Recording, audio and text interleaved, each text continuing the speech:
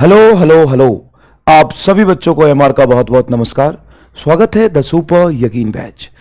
इस बैच में अभी हम पढ़ रहे इलेक्ट्रोस्टैटिक पोटेंशियल एंड फील्ड, इलेक्ट्रोस्टैट का लेक्चर नंबर 12।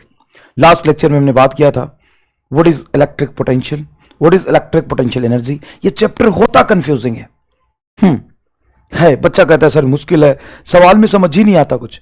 लेकिन आज का गोल है आपका रफ्तार भी थे मार। सवाल सिर्फ समझ ही नहीं आएगा, सवाल सिर्फ एक लाइन में सॉल्व होगा। हर एक सवाल इस पूरे चैप्टर में 90% सवाल सिर्फ एक लाइन के कैलकुलेशन से होते हैं।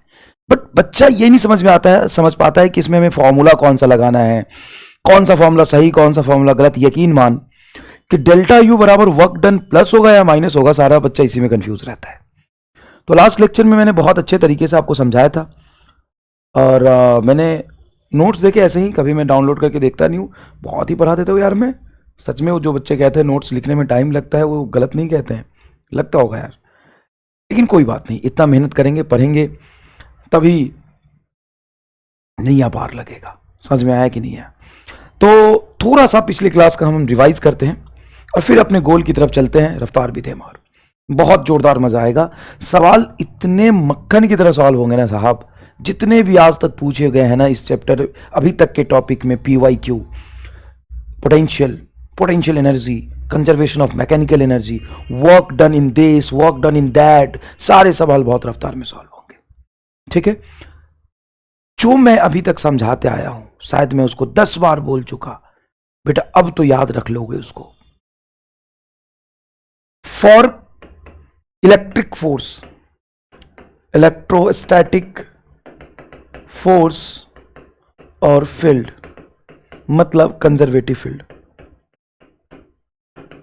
कंजर्वेटिव फील्ड अगर सवाल में साफ साफ लिखा हुआ कि work done by electrostatic force है, work done by conservative force है, या वहां पे कोई एक्सटर्नल एजेंट अवेलेबल नहीं है, तुम कुछ नहीं कर रहे हो, इलेक्ट्रिक फील्ड में चार्ज को रख के आपने छोड़ दिया, कुछ हो रहा है,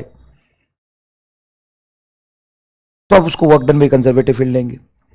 सवाल में लिख देता है कि work done by electric field, उस केस में जो आपका चेंज इन पोटेंशियल एनर्जी होगा, बताओ प्लस की माइनस, मन में बोलो, minus work done by conservative force. यहां पे वही कंजर्वेटिव फोर्स इलेक्ट्रोस्टैटिक फोर्स होगा। बहुत इजी है।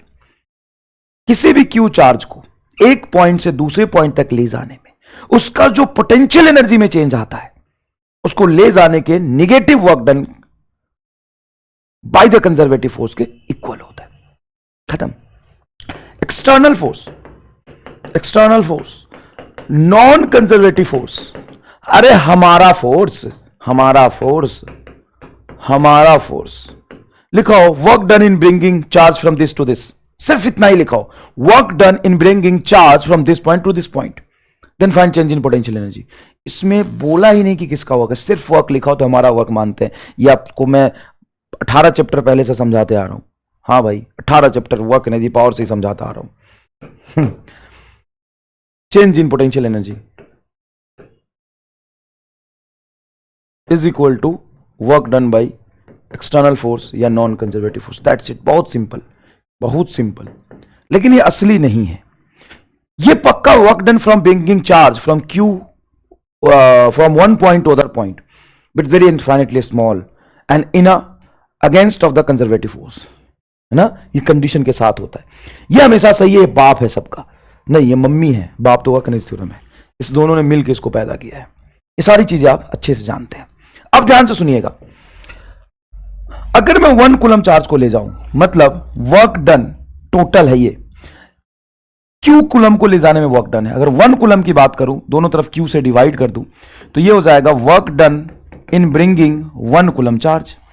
टोटल Q का वर्क है, Q से डिवाइड कर दिया तो 1 कूलम का वर्क हो गया, तो ये change in potential energy per unit charge हो जाएगा। और इसी को हम कहते हैं चेंज इन पोटेंशियल। कितना आसान है रे यार, कितना आसान है। अगर मैं इन दोनों को इक्वल कर दूं तो यहां से आ जाएगा डेल्टा यू बराबर क्यू डेल्टा वी। कितना आसान है रे। अच्छा, इन दोनों को इक्वल करूं तो इन दोनों को इक्वल करोगे तो Q delta V is equal to minus work done by the conservative force, ये आ जाएगा। अच्छा, वी और इलेक्ट्रिक फील्ड में रिलेशन आपने पढ़ा था, E is equal to minus D V by D R, ठीक उसी तरीके से जैसे F इज इक्वल टू होता है minus D you by D are. इस फॉर्मूले में दोनों तरफ Q से डिवाइड कर दो, ये आ जाएगा, या इस फॉर्मूले में दोनों तरफ Q से मल्टीप्लाई कर दो, ये आ जाएगा। खत्म खत्म। यहां आओ, अब यहां सुनो सर, ये नॉन कंजर्वेटिव के केस में होगा। हां, अगर दोनों तरफ Q से डिवाइड करें तो change in potential energy per unit charge होता है बेटा change in potential difference, change in potential. ये हो जाएगा आपका नॉन कंजर्वेटिव फोर्स का वर्क पर यूनिट चार्ज। इन दोनों को इक्वेट करोगे तो डेल्टा यू बराबर क्यू डेल्टा वी। अब बच्चों से सवाल क्यों नहीं होता, क्योंकि दो फॉर्मूला है आपके पास। कौन सा दो फॉर्मूला है? कहीं कहीं तो ये लिखा होता है डेल्टा यू बराबर क्यू डेल्टा वी, कहीं कहीं लिखा होता है डेल्टा यू। ये तो सही है, ये तो हमेशा सही है, ये तो होता ही है ना, potential energy per unit charge ही पोटेंशियल डिफरेंस है, ये तो हमेशा सही होगा, इसमें तो कोई डाउट ही नहीं, ये तो ठीक है, समझ आ गया। यहां पे डाउट होता है डेल्टा वी इंटू क्यू बराबर work done by non conservative force. तो कभी कभी वर्क डन होता है क्यू डेल्टा वी के बराबर, और कभी कभी वर्क डन होता है माइनस क्यू डेल्टा वी के बराबर। तो लिखा होगा ना, अगर इलेक्ट्रिक फील्ड्स का वर्क है तो यही यूज करेंगे, और सिंपल वर्क लिखा है या आपसे वर्क पूछा है या नॉन कंजर्वेटिव का वर्क है तो ये यूज करेंगे। सर यहां पे E is equal to minus D V by D R जैसा चीज कुछ नहीं आएगा, यहां पे नॉन कंजर्वेटिव फोर्स है ना, ये तो एक ही फॉर्मूला यहां पे सही है। हां, एक फॉर्मूला और conservation of mechanical energy COME कब लगेगा? जब work done by non conservative force zero होगा, ये तो आप जानते हैं। जब नॉन कंजर्वेटिव फोर्स वर्क कर ही नहीं रहा होगा, मतलब आप वहां प्रेजेंट नहीं होंगे, चार्ज को अगर कोई ले भी जाएगा तो सिर्फ कंजर्वेटिव फील्ड इलेक्ट्रिक फील्ड ही लग रहा होगा, उस केस में ये लगेगा। Work done by non conservative force zero है, ठीक है, उस केस में work done by conservative force plus work done by non conservative force is equal to change in kinetic energy. ये है सबका बाप वर्क एनर्जी थ्योरम, उसमें ये टर्म हो जाएगा जीरो, यहां पे लिखा है। और work done by conservative force को आप क्या कहते हैं? Work done by conservative force को आप कहते हैं माइनस डेल्टा यू। तो माइनस डेल्टा यू बराबर हो जाएगा आपका डेल्टा के।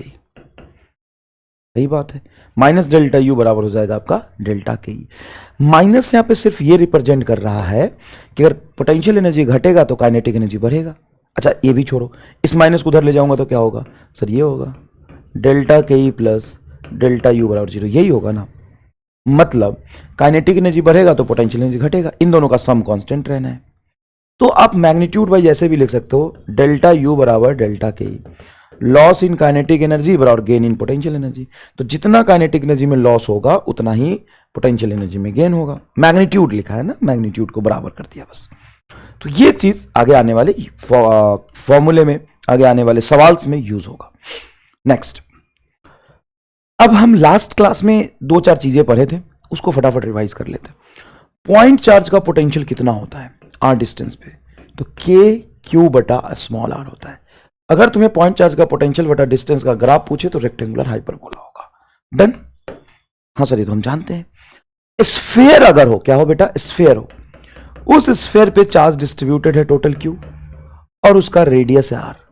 इसके सेंटर से कहीं r डिस्टेंस बाहर में, आउटसाइड में पूछे तो पॉइंट चार्ज जैसा ये बिहेव करेगा, ठीक है। बाहर में सरफेस पर इसका पोटेंशियल हो जाएगा के क्यू बटा कैपिटल आर, वहां तक भी इसका बिहेवियर पॉइंट चार्ज जैसा ही है, क्योंकि सेंटर से इस पूरे चार्ज को कहां मानेंगे? सेंटर पे।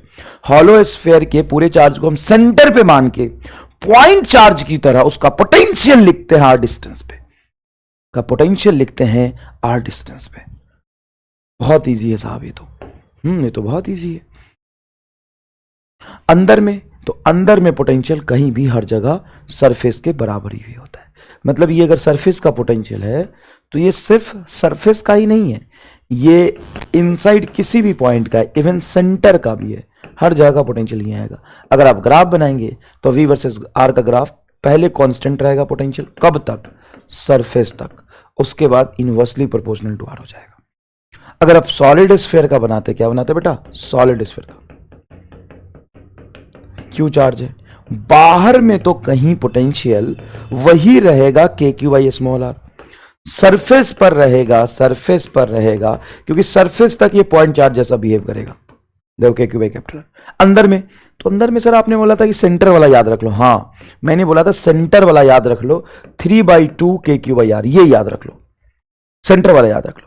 और अंदर में किसी भी R डिस्टेंस पे अगर तुम्हें लिखना है inside where R is less than capital R, तो ऐसे लिख दो, इस वाले फॉर्मेट में लिख लो, 3/2 KQ बटा RQ, तो ऊपर हो जाएगा small r square minus capital R square minus small r square, ऐसे लिख लो।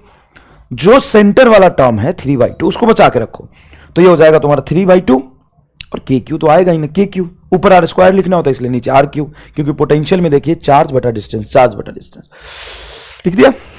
ये गलत है, वो तो सर हमको भी पता चल गया था, कुछ बच्चों को पता चल गया होगा, गलत है। अब यहां पे गलत जैसी चीज क्या है, तो गलत जैसी चीज ये है कि जब तुम मान लो स्मॉल r सेंटर से मेजर कर रहे हो, वो कैपिटल R से छोटा है, कैपिटल R ये है। अगर स्मॉल r कैपिटल R के बराबर हो तो पोटेंशियल कितना होना चाहिए, सरफेस पर पोटेंशियल है KQ by small capital R, कितना होना चाहिए, स्मॉल r को कैपिटल R के बराबर रखो। तो सर ऐसे लिखने से तो 0 आ रहा है, तो फॉर्मूला गलत है। ये फॉर्मूला सेंटर से लेके सरफेस तक के लिए वैलिड है, ये फॉर्मूला सेंटर से लेके सरफेस तक के लिए वैलिड है, लेकिन सरफेस पे रिजल्ट गलत दे रहा है। तो कोई भी चीज यहां पे डायमेंशनली गलत नहीं है, लेकिन न्यूमेरिकली एक चीज गलत है कि इस 3 को बाहर मत रखो, इसके साथ चिपका दो, सब सही हो जाएगा। अब तुम्हें वेरीफाई करना, MR* लगाना, सब कुछ मैंने सिखाया है, अब तुम जहां मर्जी वेरीफाई करा लो, ये हमेशा सही आएगा। मजा आया कि नहीं है, देखो एक बार गलत करके और सिखाया तो अच्छा लगा। और रिंग का समझाया था, तो रिंग की वजह से देखेंगे आप, रिंग की वजह से देखेंगे, यहां पे रिंग है, टोटल चार्ज Q है, 10 मिनट बेटा एक्स्ट्रा लगा, लेकिन पूरे कल 1.5-2 घंटे क्लास को हमने रिवाइज कर लिया। तो ये रिंग है, यहां पे चार्ज डिस्ट्रीब्यूटेड है, इसके वजह से यहां पे पोटेंशियल जब आप देखेंगे तो पोटेंशियल तो KQ बटा डिस्टेंस पे डिपेंड करता है, उसका कोई डायरेक्शन होता नहीं है। अब इसके सरकमफ्रेंस से इस पॉइंट की डिस्टेंस कॉमन है, सरकमफ्रेंस के हर पॉइंट से इस पॉइंट की डिस्टेंस कॉमन है, तो आप डायरेक्ट लिख सकते हैं potential at this point is equal to KQ बटा रूट अंडर R स्क्वायर, ये रेडियस कैपिटल R ले लो और ये डिस्टेंस x है, R square plus x square. Simple distance लिखना था इसलिए आएगा। सेंटर पे क्या हो जाएगा, रिंग के सेंटर पे पोटेंशियल 0 होता है क्या, नहीं रे नहीं, पोटेंशियल फील्ड थोड़ी ना, इसके पास डायरेक्शन नहीं है, हर पॉइंट से डिस्टेंस R, तो सिंपल हो जाएगा KQ/R। पोटेंशियल का सिर्फ एक नंबर होता है, हाँ 0 हो सकता है, ऐसा नहीं, रिंग पे 0 हो सकता है जब ऐसा चार्ज डिस्ट्रीब्यूटेड हो। देखिए आधे रिंग पे प्लस, आधे रिंग पे देख ध्यान से प्लस, और आधे रिंग पे माइनस, लिख लेना सवाल इसको नोट्स में, 0 होगा। जितना Q ऊपर आधे में उतना Q नीचे में, तो 0 होगा। लेकिन अब यहां पे इलेक्ट्रिक फील्ड 0 नहीं होगा, देख ले, इलेक्ट्रिक फील्ड 0 नहीं होगा। अब तुम्हारा एक होमवर्क जो लास्ट टू लास्ट लेक्चर में दिया था, बहुत जोरदार है। मैंने बोला था कि एक कैपिटल R रेडियस का हमने ले लिया कंडक्टिंग स्फीयर, उसके सेंटर से स्मॉल r डिस्टेंस पे एक कैविटी बनाया, स्मॉल r डिस्टेंस पे, जिस कैविटी का रेडियस है R0, उस कैविटी के सेंटर से R1 डिस्टेंस में यहां मुझे फील्ड बताना है, जो कि मेन स्फीयर के सेंटर से R2 डिस्टेंस पे। अगर मैं R1 R2 को उल्टा ले लूंगा तो कंफ्यूज मत होना बेटा, यहाँ पे कंसेप्ट समझो, मुझे सवाल एग्जैक्टली थोड़ी ना, तो ये मत समझ सर आपने तो ये वाला R1 दिया था, ये वाला R1 दिया था, ये R2 दिया था, बहुत बकचोदर होकर ऐसे बात करते हो तो तुम्हें नीट आज ही छोड़ देना चाहिए। करते हैं भाई साहब, तुम्हें लगा ऐसे कौन बात करेगा, सर करते हैं बच्चे। सर मेन सवाल में तो आपने इसको R1 बोला था और इसको R2 बोला था, और अभी आपने उल्टा कर दिया, सर ऐसे कैसे चलेगा सर, ये तो कंफ्यूज कर रहे हो आप। अगर तुम्हारे मन में ऐसे ख्याल आया ना तो तुम्हें आज ही नीट छोड़ देना चाहिए। देख इधर, बस नाम है भाई, इसको R2 बोल दे, इसको R1 बोल दे, मुझे पता भी नहीं कि मैंने क्या बोला था, ये सवाल था कुछ ऐसा। अब इस प्लस चार्ज की वजह से ये पूरा स्फीयर न्यूट्रल है, स्फीयर क्या है, न्यूट्रल है, न्यूट्रल है। तो इस चार्ज की वजह से जितना चार्ज यहां पे माइनस चार्ज इंड्यूस होगा, उतना ही यहां पे कोने में माइनस चार्ज इंड्यूस होगा, पक्की बात है। क्यों सर, क्योंकि कंडक्टर में फ्री इलेक्ट्रॉन्स होते हैं, जितने पॉजिटिव चार्ज है उतना ही माइनस चार्ज यहां पे आ जाएगा। तो एक्सेस माइनस चार्ज आया क्या, ये नहीं, ये तो पहले से न्यूट्रल था, इसमें चार्ज तो था ही नहीं। सर चार्ज नहीं होने का मतलब है नंबर ऑफ इलेक्ट्रॉन बराबर नंबर ऑफ प्रोटॉन, मतलब जितने नंबर ऑफ निगेटिव थे उतने नंबर ऑफ पॉजिटिव थे। तो माइनस क्यू यहां जाएगा तो प्लस क्यू इसके बाहर वाले कॉर्नर पे आएगा। सर प्लस क्यू यहां क्यों नहीं बैठेगा, भाई साहब कंडक्टर के अंदर एक्सेस चार्ज नहीं हो सकता, तो माइनस क्यू इस कॉर्नर पे इकट्ठा होगा तो प्लस क्यू इस कॉर्नर पे इकट्ठा होगा। ओके, तो अब मेरे पास तीन चार्ज हो गए सेपरेट, अलग अलग, तीन चार्ज हो गए सेपरेट अलग अलग, ठीक है। अब सुनो, सबसे पहले मैं इस Q के वजह से यहां पे फील्ड लिखूंगा, तो वो फील्ड आएगा के क्यू बटा R1 का स्क्वायर। अब इस माइनस Q जो इसके स्फीयर के इनर कोर पे है उसके वजह से यहां पे फील्ड लिखूंगा, तो आएगा माइनस के क्यू बटा R1 का स्क्वायर। क्यों भाई, तो स्फीयर के चार्ज को हम उसके सेंटर पे मान के तो लिखते हैं, हाँ सर लिख लिया। उसके बाद इस प्लस Q के वजह से लिखूंगा, सर इसके वजह से और इसके वजह से फील्ड जीरो आना चाहिए। क्यों जीरो आना चाहिए, वो एक जगह थोड़ी ना है, ये तो यहां स्फीयर के कॉर्नर पे, सरफेस पर, और इस स्फीयर के सरफेस पे। तो इसको सेंटर पे मानोगे तो कहां मानोगे बताओ, इसको अगर सेंटर पे मानोगे कहां मानोगे, यहां पे। तो इस पूरे चार्ज को सेंटर पे यहां मानोगे, यहां से डिस्टेंस R2 है, तो आएगा के क्यू बटा R2 का स्क्वायर। ध्यान से देखिएगा, ये टर्म ये कैंसिल हो जाएगा, तो इलेक्ट्रिक फील्ड बचेगा के क्यू बटा R2 का स्क्वायर। मुझे ये आंसर देखने को मिला नहीं था, पता नहीं बच्चे root under R1 plus R2 का होल स्क्वायर, पता नहीं क्या क्या डैश डैश डैश लगाए रखे थे, ये आंसर होगा। सर ऐसे सवाल तो हमने कभी देखे ही नहीं, ऐसे सवाल होते हैं क्या? हाँ बिल्कुल होते हैं, अच्छे एग्जाम में पूछे जाते हैं। अच्छे एग्जाम मतलब नीट में ही पूछे जा सकते हैं, क्योंकि इसमें कोई लेंदी इंटीग्रेशन डिफरेंशिएशन नहीं है, बढ़िया सवाल है, इसलिए इसको नाम दिया था हमारा वाला सवाल। मतलब ये आपको समझ आया?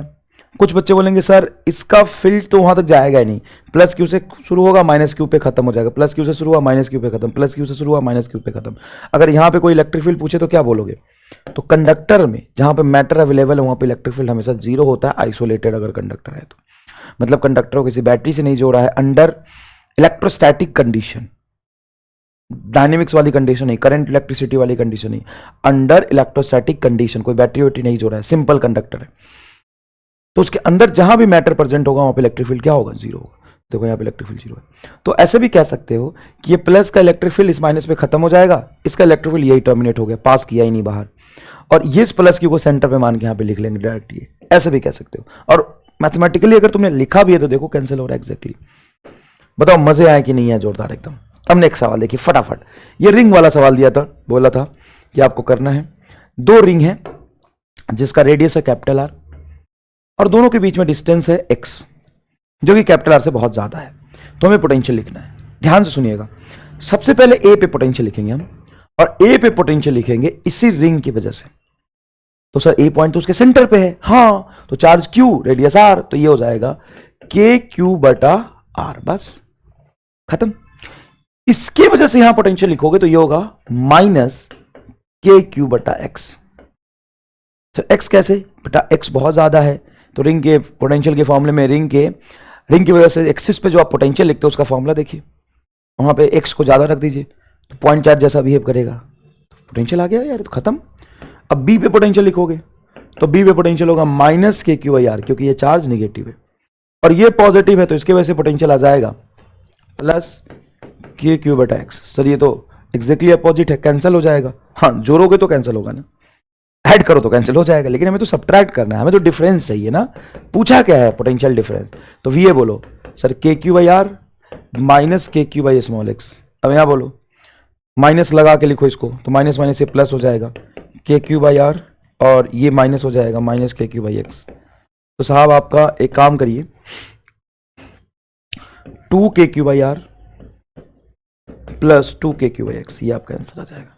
आप चाहें तो 2 के क्यू बाहर निकाल लेंगे, आंसर आ जाएगा 1 upon capital R plus 1 upon x, ये आंसर आएगा। कितने लोग आया था जरूर बताएंगे। नेक्स्ट एक सवाल ये पूछा था, the potential at the point X measured in micrometer due to some charges situated on the axis, then electric field E at x is equal to 4 micrometer is. ये सॉल्व हो जाना चाहिए आई थिंक, बहुत ईजी है साहब, बहुत easy है। निगेटिव एक्स में नहीं होगा, ये पॉजिटिव एक्स में आएगा, ए आंसर आना चाहिए इसका। कितने लोगों का ए आंसर आया है? कि अभी भी कई लोगों को डाउट है? डाउट है तो डिफरेंशिएशन सीखिए और वैल्यू पुट करना सीखिए। इलेक्ट्रिक फील्ड और पोटेंशियल में कोई मतलब नहीं है यहाँ पे, ये तो मुझे नहीं करना चाहिए सॉल्व, सिंपल सवाल एकदम। V dV by D R with negative sign, ये इलेक्ट्रिक फील्ड होता है।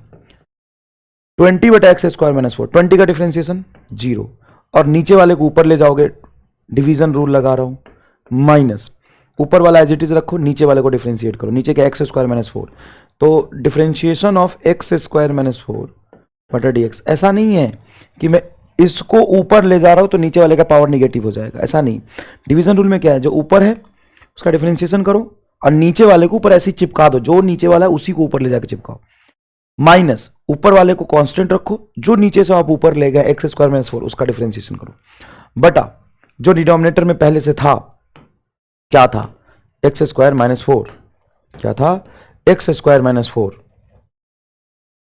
उसका होल स्क्वायर कर दीजिए, एक्स स्क्वायर माइनस 4 का होल स्क्वायर कर दीजिए। अब ध्यान से देखिएगा, इलेक्ट्रिक फील्ड देखिए ये माइनस फॉर्मूले का है बाहर में, is equal to minus D by D R होता है, यहां पे डिफरेंशिएट किया, ये टर्म तो जीरो है, हाँ ये माइनस माइनस हो जाएगा प्लस, तो 20 और डी एक्स स्क्वायर का डिफरेंशिएशन एक्स के साथ 2x और माइनस 4 का 0, तो सिंपल आ जाएगा 2x बटा एक्स स्क्वायर माइनस 4 का whole square.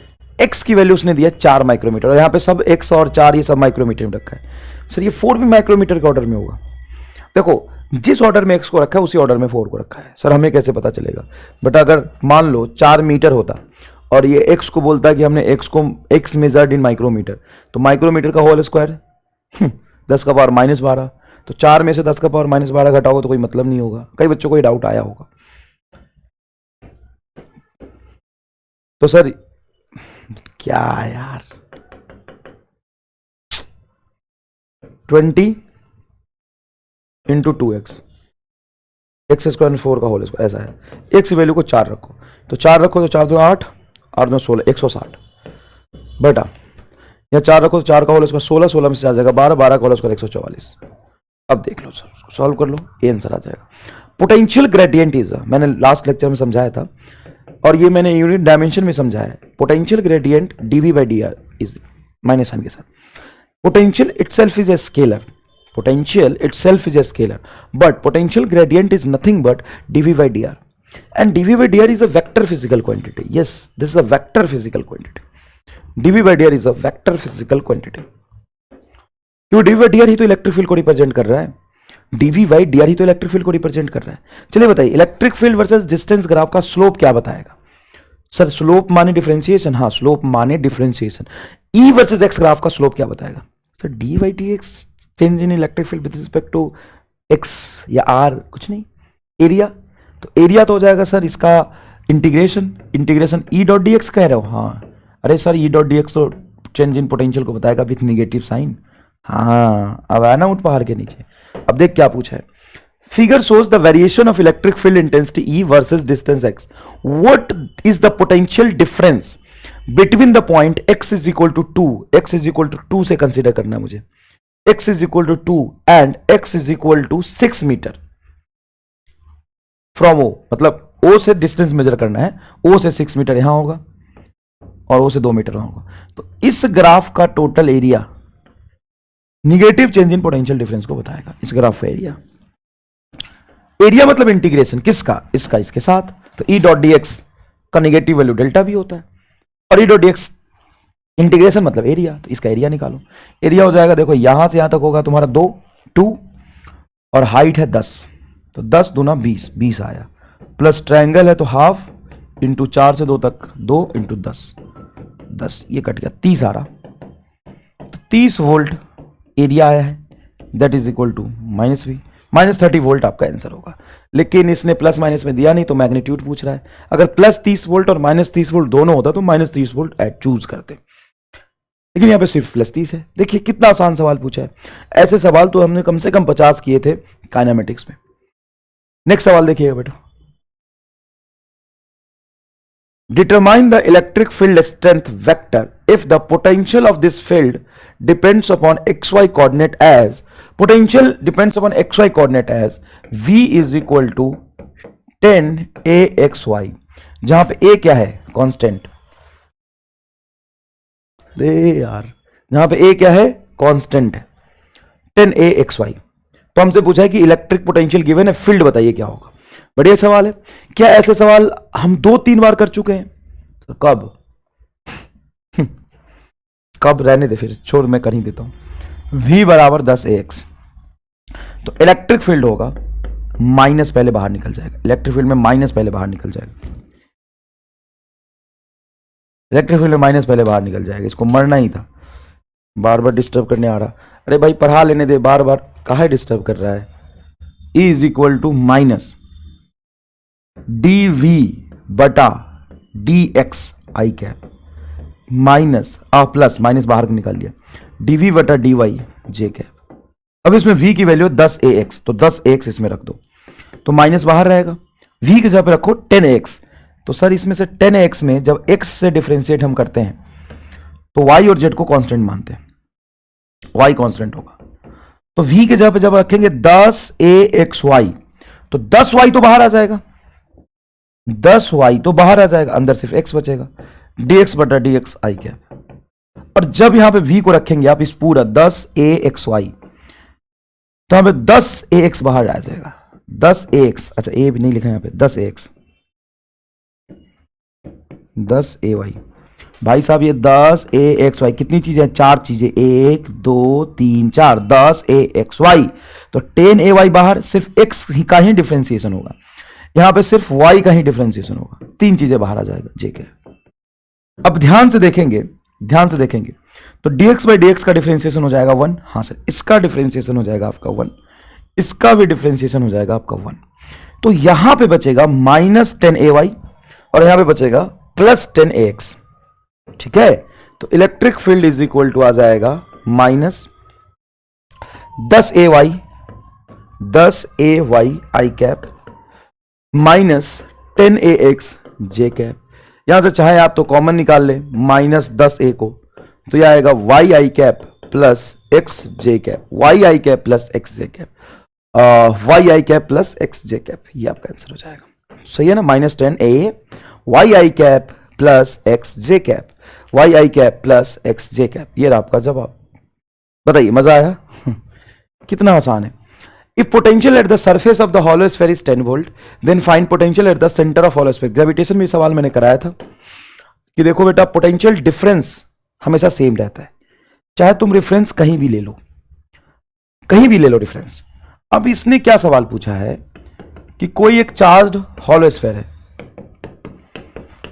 Potential at the surface of hollow sphere is 10 volt, potential at the surface of hollow sphere is 10 volt, then find potential at the center of hollow sphere, center of hollow sphere is 10 volt। Sir ये क्या रफ्तार में आपने सवाल कर दिया, बेटा हम जानते हैं कि हॉलो स्फीयर के जितने सरफेस पे पोटेंशियल होगा उतना ही सेंटर पोटेंशियल होगा, बात खत्म। ये देखिए if potential at the surface of solid sphere is 0 volt, potential of the surface of solid sphere is, surface of solid sphere is 0 volt, ये क्वेश्चन में रेफरेंस सरफेस पर मान लिया solid sphere. Then find potential at the centre of solid sphere, solid non conducting sphere, अगर solid conducting होता तो फिर तो 0 हो जाता, solid non conducting, conducting sphere, solid non conducting sphere, हम किसकी बात कर रहे हैं, सॉलिड नॉन कंडक्टिंग स्फीयर की बात कर रहे हैं। आइए देखिए, मान लीजिए यहां पे इसकी रेडियस है r, चलिए साहब रेडियस r है, रेडियस क्या है r है। यूजुअली हम पोटेंशियल सरफेस पे क्या लेते हैं, के क्यू बाई आर, होता क्या है सरफेस पे पोटेंशियल, के क्यू बाई आर, लेकिन वो के क्यू बाई आर तब होता है जब हम इंफिनिटी पे 0 लेते हैं, और सेंटर पे होता है 3 के क्यू बाई आर, 3 के क्यू बाई आर, सेंटर पे क्या होता है 3 के क्यू बाई आर, सेंटर पे होता है 3 के क्यू बाई आर। हाँ सर, ये कब होता है, जब हम इंफिनिटी पे रेफरेंस लेते हैं। अच्छा, कहीं और डिफरेंस लेंगे तो हर पॉइंट का पोटेंशियल चेंज होगा, लेकिन पोटेंशियल डिफरेंस चेंज नहीं होगा। हमें यहां का पोटेंशियल पूछा है V नॉट डैश का, और यहां पे रेफरेंस दिया है, तो आप पोटेंशियल डिफरेंस लिखिए, पोटेंशियल डिफरेंस हमेशा सेम रहता है। यहां का पोटेंशियल डिफरेंस 3kq बटा r minus, sorry 3kq by 2r minus kq by r is equal to, centre पे हमें निकालना है VO डैश माइनस 0, ये होगा। कहीं पे भी रेफरेंस लो, पोटेंशियल डिफरेंस हमेशा सेम रहेगा। तो ये नया रेफरेंस तुमने यहां लिया, तो यहां से यहां का पोटेंशियल डिफरेंस, यहां से यहां का पोटेंशियल डिफरेंस जो पहले था वो बाद में रहेगा। पोटेंशियल डिफरेंस चेंज हो ही नहीं सकता, पोटेंशियल डिफरेंस कॉमन रहता है, सेम रहता है, does not depends on difference. ये मैंने ग्रेविटेशन में भी आपको करा दिया था। तो आई एक लाइन बचा बस, V naught dash is equal to 3kq by 2r से kq बाई r घटाओगे kq बाई 2r आंसर, बस ऐसे सवाल बेटा पूछे जाते हैं, इसको अच्छे से लिखिएगा जरूर। Potential energy of a system of charge particle, potential energy of the system of charge particle. अभी तक हम पढ़ रहे थे पोटेंशियल, अब potential energy of system of charge particle. जैसे ग्रेविटेशन में लिखा था वैसे लिखना है। और वैसे मैंने अभी बताया आपको कि potential energy per unit charge is called potential difference. मतलब पोटेंशियल एनर्जी का difference is per unit charge, potential energy का difference per unit charge is equal to potential difference. तो क्यू को इधर ले जाओ, तो डेल्टा यू बराबर होगा क्यू डेल्टा वी। अगर आप इंफिनिटी पे कहीं रेफरेंस मान लेते हैं, किसी भी पॉइंट पे रेफरेंस मानते हैं, तो किसी पॉइंट की पोटेंशियल एनर्जी आती है यू माइनस जीरो, तो ये हो जाएगा क्यू वी माइनस जीरो, मतलब वी यू बराबर क्यू वी। क्या मजा आ गया। तो किसी पॉइंट पे वी लिखना आपको आता है सर, किसकी वजह से? पॉइंट चार्ज की वजह से, स्फीयर की वजह से, हाँ, सॉलिड स्फीयर की वजह से, हाँ, रिंग की वजह से, हाँ, सबकी वजह से आता है। हाँ, तुम्हें पोटेंशियल लिखना आता है, तो और क्या कर रहा था कल से? तो पोटेंशियल एनर्जी लिख पाएगा। हाँ, पोटेंशियल को चार्ज से गुना कर देंगे। देख इधर, मान ले ये प्लस क्यू चार्ज है, इससे आर डिस्टेंस पे, यहां पे, इससे आर डिस्टेंस पे, यहां पे पोटेंशियल कितना लिखा था आपने? सर हमने पोटेंशियल लिखा था कि एक कूलम चार्ज को यहां तक लाने में जितना वर्क होगा एक्सटर्नल फोर्स का, वो इस पॉइंट का पोटेंशियल हो जाएगा। ठीक है, ये पोटेंशियल हो गया। और पोटेंशियल इनटू चार्ज, अगर मैं क्यू चार्ज को कोई लाता हूं, स्मॉल क्यू चार्ज को लाता हूं, स्मॉल क्यू चार्ज को लाता हूं, तो स्मॉल क्यू इंटू वी ये आ जाएगा, small q into v potential energy. अगर मैं स्मॉल क्यू चार्ज को रखूंगा तो उससे गुना कर दूंगा बस। एक कूलम चार्ज को लाने में जितना वर्क होगा वो पोटेंशियल है, तो क्यू कूलम को लाने में जितना वर्क होगा वो कितना होगा? तो एक कूलम का वर्क मल्टीप्लाई क्यू का हो, मल्टीप्लाई क्यू, ये क्यू का वर्क हो जाएगा। मतलब यहाँ का सिस्टम का पोटेंशियल एनर्जी, इन दो चार्ज पार्टिकल के सिस्टम का पोटेंशियल एनर्जी के कैपिटल क्यू स्मॉल क्यू बटा दोनों के बीच की डिस्टेंस। ये पोटेंशियल एनर्जी किस में स्टोर है? दोनों सिस्टम में। ये सिर्फ स्मॉल क्यू में स्टोर नहीं है, ये small Q and capital Q system का है। दोनों चार्ज लिखो है ना। ऐसा मान लो ऐसा होता, उल्टा लाते, इस स्मॉल क्यू को रहने देते और इस कैपिटल क्यू को इन्फिनिटी से यहां तक लाते, तो यही तो होता पोटेंशियल एनर्जी। एकदम चमका कि नहीं चमका बोलो? Yes, very simple, very very much simple man, very very much simple. तो इस हिसाब से अगर मैं मान लेता हूं कि अगर मान लो ऐसा है कि एक ट्रायंगल है, उसके कॉर्नर पे 3 चार्ज है और पूछा है कि सिस्टम में कितने पोटेंशियल एनर्जी स्टोर होगा, तो आसान है सर, लेकिन यहां पे 3 चार्ज है, आपने 2 ही चार्ज के लिए बताया है, तो पोटेंशियल एनर्जी का टर्म हमेशा 2 चार्ज के पेयर के लिए होता है, 2 चार्ज के लिए होता है, वो एक पेयर के लिए डिफाइंड होता है। तो एल डिस्टेंस में इन दोनों पेयर के लिए हो जाएगा के क्यू बटा एल, इन दोनों पेयर के लिए हो जाएगा के क्यू बटा एल, और इन दोनों पेयर के लिए हो जाएगा के क्यू बटा एल। तो टोटल पोटेंशियल एनर्जी क्या होगा? 3 के Q by L. Total potential energy क्या होगा? 3 के Q by L, that's it, 3 के क्यू बाई एल। सर ये तो ग्रेविटेशन में ही था, ये तो पुराना चीज है, इसको इतना एक्साइटमेंट से क्यों पढ़ा रहे हो? नहीं पढ़ोगे एक्साइटमेंट से तो कैसे काम चलेगा? याद भी तो रखना लंबे समय तक। हाँ, सिमेट्रिक से, लेकिन वहां से रिलेट जरूर करिए। ये सारी चीजें हमने पढ़ा हुआ है। स्क्वायर ले लिया तो अब क्या होगा? अरे मास नहीं charge, Q Q Q Q, तो यहाँ पे 4 तो आ जाएगा एल डिस्टेंस वाला, के क्यू, अच्छा गलत है ये, क्यू स्क्वायर लिख दादा, पोटेंशियल थोड़ी ना, पोटेंशियल एनर्जी है, K Q one Q two बटा आर होता है, K Q one Q two, तो क्यू क्यू क्यू स्क्वायर, तो 4 K Q into Q Q square बटा L, 1 pair, 2 pair, 3 pair, 4 pair, plus plus plus plus, ये distance हो जाएगा √2l। ये डिस्टेंस कितना हो जाएगा? √2l। तो ये हो जाएगा 4, √2l वाले 2 पेयर बनेंगे, 1 2, तो 2 के Q square divided by √2l, ये आंसर आ गया। इस पे एक जोरदार मैंने सवाल कराया था, कई बच्चे नए देख रहे हैं, पहले नहीं देखे थे, ग्रेविटेशन वाला लेक्चर मेरा नहीं देखा होगा, कई बच्चे नए हैं, तो भाई साहब एक सवाल ये करिएगा, मजा आ जाएगा एकदम।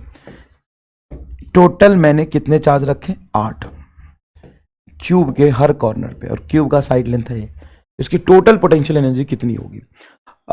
टोटल पोटेंशियल एनर्जी का एक निकालने का फॉर्मूला भी होता है, वही ग्रेविटेशन में जो मैंने बताया था आपको, n into n minus 1/2, total number of term of potential energy, terms of potential energy.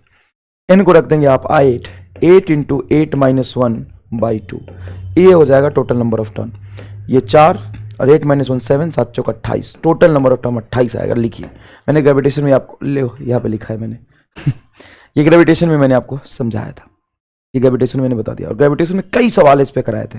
Same उसी तरीके से यहाँ पे सवाल करना है, कोई भी खास बात नहीं। जैसे मान लो यहाँ पे चार्ज मान लेते हैं क्यू प्लस क्यू और आ जाओ खेलते हैं प्लस क्यू।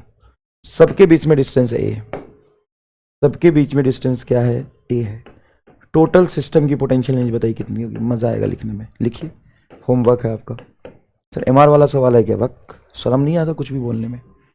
कुछ भी बोलने में तुम्हें शर्म आता है कि नहीं आता? पहले तो ये बताओ, कुछ भी बोल देते हो यार, इतना आसान सवाल है ये तो। अच्छा अब सुनिएगा, potential energy between point charge and sphere. अगर मान लो एक स्फीयर बनाते हैं, कैसा स्फीयर है? Hollow hollow hollow hollow hollow, अरे होलो होलो होलो स्फीयर। इस पे टोटल चार्ज है क्यू, आर रेडियस है, यहां से स्मॉल आर रेडियस पे पॉइंट चार्ज है क्यू। इन दोनों का पोटेंशियल एनर्जी क्या होगा? इसके सिस्टम में कितना पोटेंशियल एनर्जी स्टोर होगा? अरे यार पोटेंशियल लिखना आता है तो पोटेंशियल एनर्जी भी लिखना आता है यार। यहां पे अगर 1 कूलम चार्ज रखो तो उसके वजह से पोटेंशियल कितना होगा? आता है लिखना? लिख सर के क्यू बटा पूरे चार्ज को सेंटर पे मान के पॉइंट चार्ज जैसा इसका यहाँ पे पोटेंशियल लिखेंगे स्मॉल, और ये हो गया सर, उसको इस क्यू से मल्टीप्लाई कर दे, इसका पोटेंशियल एनर्जी हो गया। कितना आसान है, मक्खन की तरह लगा कि नहीं लगा? अगर मजा आया तो लिखे में मार, कमेंट करके बता कि बहुत आसान है कि नहीं है यार। हो गया खत्म। सॉलिड स्फीयर अगर ले लूं मैं, सॉलिड स्फीयर ले लिया चल, टोटल चार्ज अंदर में क्यू डिस्ट्रीब्यूटेड है, कैपिटल क्यू, और 2 चार्ज लिया मैंने, Q1 सेंटर पे रख दिया। अब बताओ इसकी पोटेंशियल एनर्जी क्या होगी? तो इसकी पोटेंशियल एनर्जी होगी k q 3/2 r into small q. 1 है तो 1 हो गया। मतलब एक सॉलिड स्फीयर की वजह से उसके सेंटर पे पोटेंशियल लिखना आता है कि नहीं आता है मुझे? हाँ सर, सॉलिड स्फीयर की वजह से उसके सेंटर पे पोटेंशियल लिखना आता है, तो उसके सेंटर पे पोटेंशियल लिख लिया और Q1 चार्ज से मल्टीप्लाई कर दिया, पोटेंशियल एनर्जी हो गया। सर रिंग के सेंटर पे अगर चार्ज रख दो तो खेल ले सारा, आज ही खेल ले और यहां पे एक चार्ज रख दे स्मॉल क्यू, रेडियस आर, लिख potential energy k q small q बट आर। सर इतना आसान होता, काश आप पहले बताते तो हमको ज्यादा मजा आ जाता। 1 साल पहले बता देते तो देखना कुछ है ही नहीं। सवाल कैसे पूछे जाएंगे? बहुत इजी, बहुत इजी। अब पोटेंशियल एनर्जी के टर्म्स में जनरल सवाल कैसे बनते हैं वो देखिए। 3 charge particle, their sign are shown minus plus plus, moves along the path in a uniform electric field. Uniform electric field में वो चल रहे हैं, उनके चलने की डायरेक्शन उसने बता दिया। तुमसे ये नहीं पूछा कहां जाएगा, इलेक्ट्रिक फील्ड में रख दिया और कहां जाएगा, ऐसा नहीं पूछा। उनके चलने का देखो एरो ऐसे बता दिया, वो चल रहे हैं। कैसे चल रहे हैं हमें नहीं पता, वो चल रहे हैं, इस तरफ से जा रहे हैं।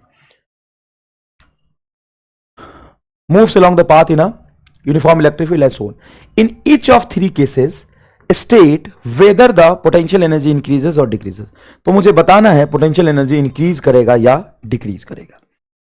अच्छे से सुनना, ऐसे भी सवाल होते हैं, इसमें सवाल शायद होगा या नहीं है, देखता हूं मैं। मिल जा रे मिल जा, कोई बात नहीं हम लिख लेते हैं।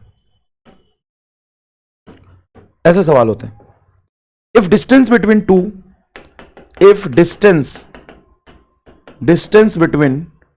To proton is increased then find potential energy।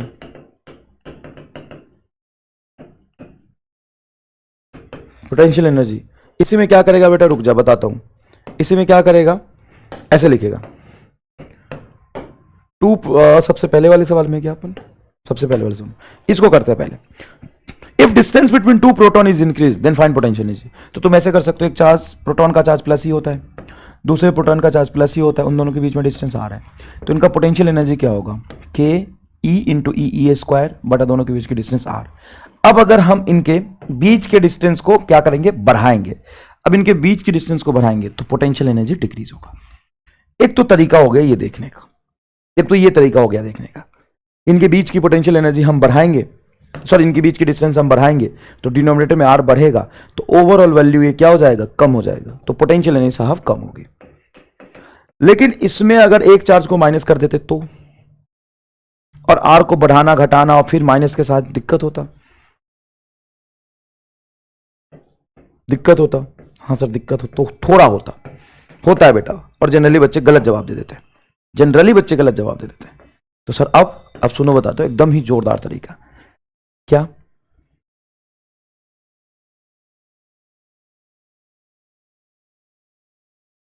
कई मेथड है करने के वैसे तो, इजी, इससे भी इजी कई सारे मेथड है। मैं वही सोच रहा था कौन सा बताऊं। सर सारे बता दो, सारे बता दोगे, कई बच्चों ने सारे बता दोगे सर कंफ्यूज हो जाएंगे। नहीं, बहुत ज्यादा लेंदी है तो छोड़ो, लेकिन बहुत इजी इजी तो सारे जानो, इससे कंसेप्ट सीखने को मिलेगा, इससे तुम्हें चरम सुख की अनुभूति होगी एकदम। अभी बताता हूं धीरे धीरे करके, सुन। सबसे पहला मेथड, जो काम खुद होता है, सर ये आपने बताया हुआ है तो वही लगा, जो काम खुद होता है, खुद हो रहा है, या जैसा होना चाहिए वैसा हो रहा है, जैसा होना चाहिए वैसा हो रहा है, अपने आप हो रहा है, मतलब जो सृष्टि ने जैसा बनाया है वैसा ही हो रहा है, उसमें पोटेंशियल एनर्जी हमेशा डिक्रीज होता है, उसमें पोटेंशियल एनर्जी हमेशा डिक्रीज होता है। जैसे अब एक प्रोटॉन लिया प्लस ही, दूसरा प्रोटॉन लिया प्लस ही, इनको छोड़ दो। अब बताओ ये नेचुरली क्या चाहते हैं, एक दूसरे से चिपकना है या दूर जाना? सर ये खुद ब खुद एक दूसरे से दूर जाएंगे, और सवाल में क्या दिया है, distance between two proton increases, और दो प्रोटॉन के बीच में डिस्टेंस बढ़ी भी है। कैसे बढ़ेगी, तुम छोड़ दो, अपने आप बढ़ा लेगा। तो जो काम खुद होता है उसमें पोटेंशियल डिक्रीज होता है, तो यहां पे पोटेंशियल एनर्जी क्या हो जाएगा, डिक्रीज हो जाएगा। बात खत्म, बहुत इजी। एक और तरीका बताता हूं, जैसे मान लो एक प्रोटॉन है ही और दूसरा प्रोटॉन है ही, इस प्रोटॉन से, एक प्रोटॉन से इलेक्ट्रिक फील्ड लाइंस बना लो। सर ऐसे बनाएंगे क्या? हाँ, इलेक्ट्रिक फील्ड लाइंस प्लस से दूर की तरफ होता है। अब मुझे बताओ ये चार्ज कहां जा रहा अपने आप? सर ये दूर जा रहा, तो इलेक्ट्रिक फील्ड की तरफ जा रहा है क्या? हाँ सर इलेक्ट्रिक फील्ड की तरफ जा रहा है। तो इलेक्ट्रिक फील्ड की तरफ जब कोई भी पार्टिकल अपने आप जाता है तो उसका पोटेंशियल कम होता है, तो पोटेंशियल एनर्जी भी कम होगा। मतलब अंदर से एक अलग सा हैप्पीनेस आया कि नहीं? ऑफलाइन में पढ़ा रहे होते हैं और ऐसी बातें सब बताते हैं 3-3 4-4 मेथड से, और सब एक एक लाइन का है। और यकीन मानो नीट वाले बच्चों के लिए सबसे मुश्किल चीज होता है, बच्चा 70%, 50%, 60% गलत करता है।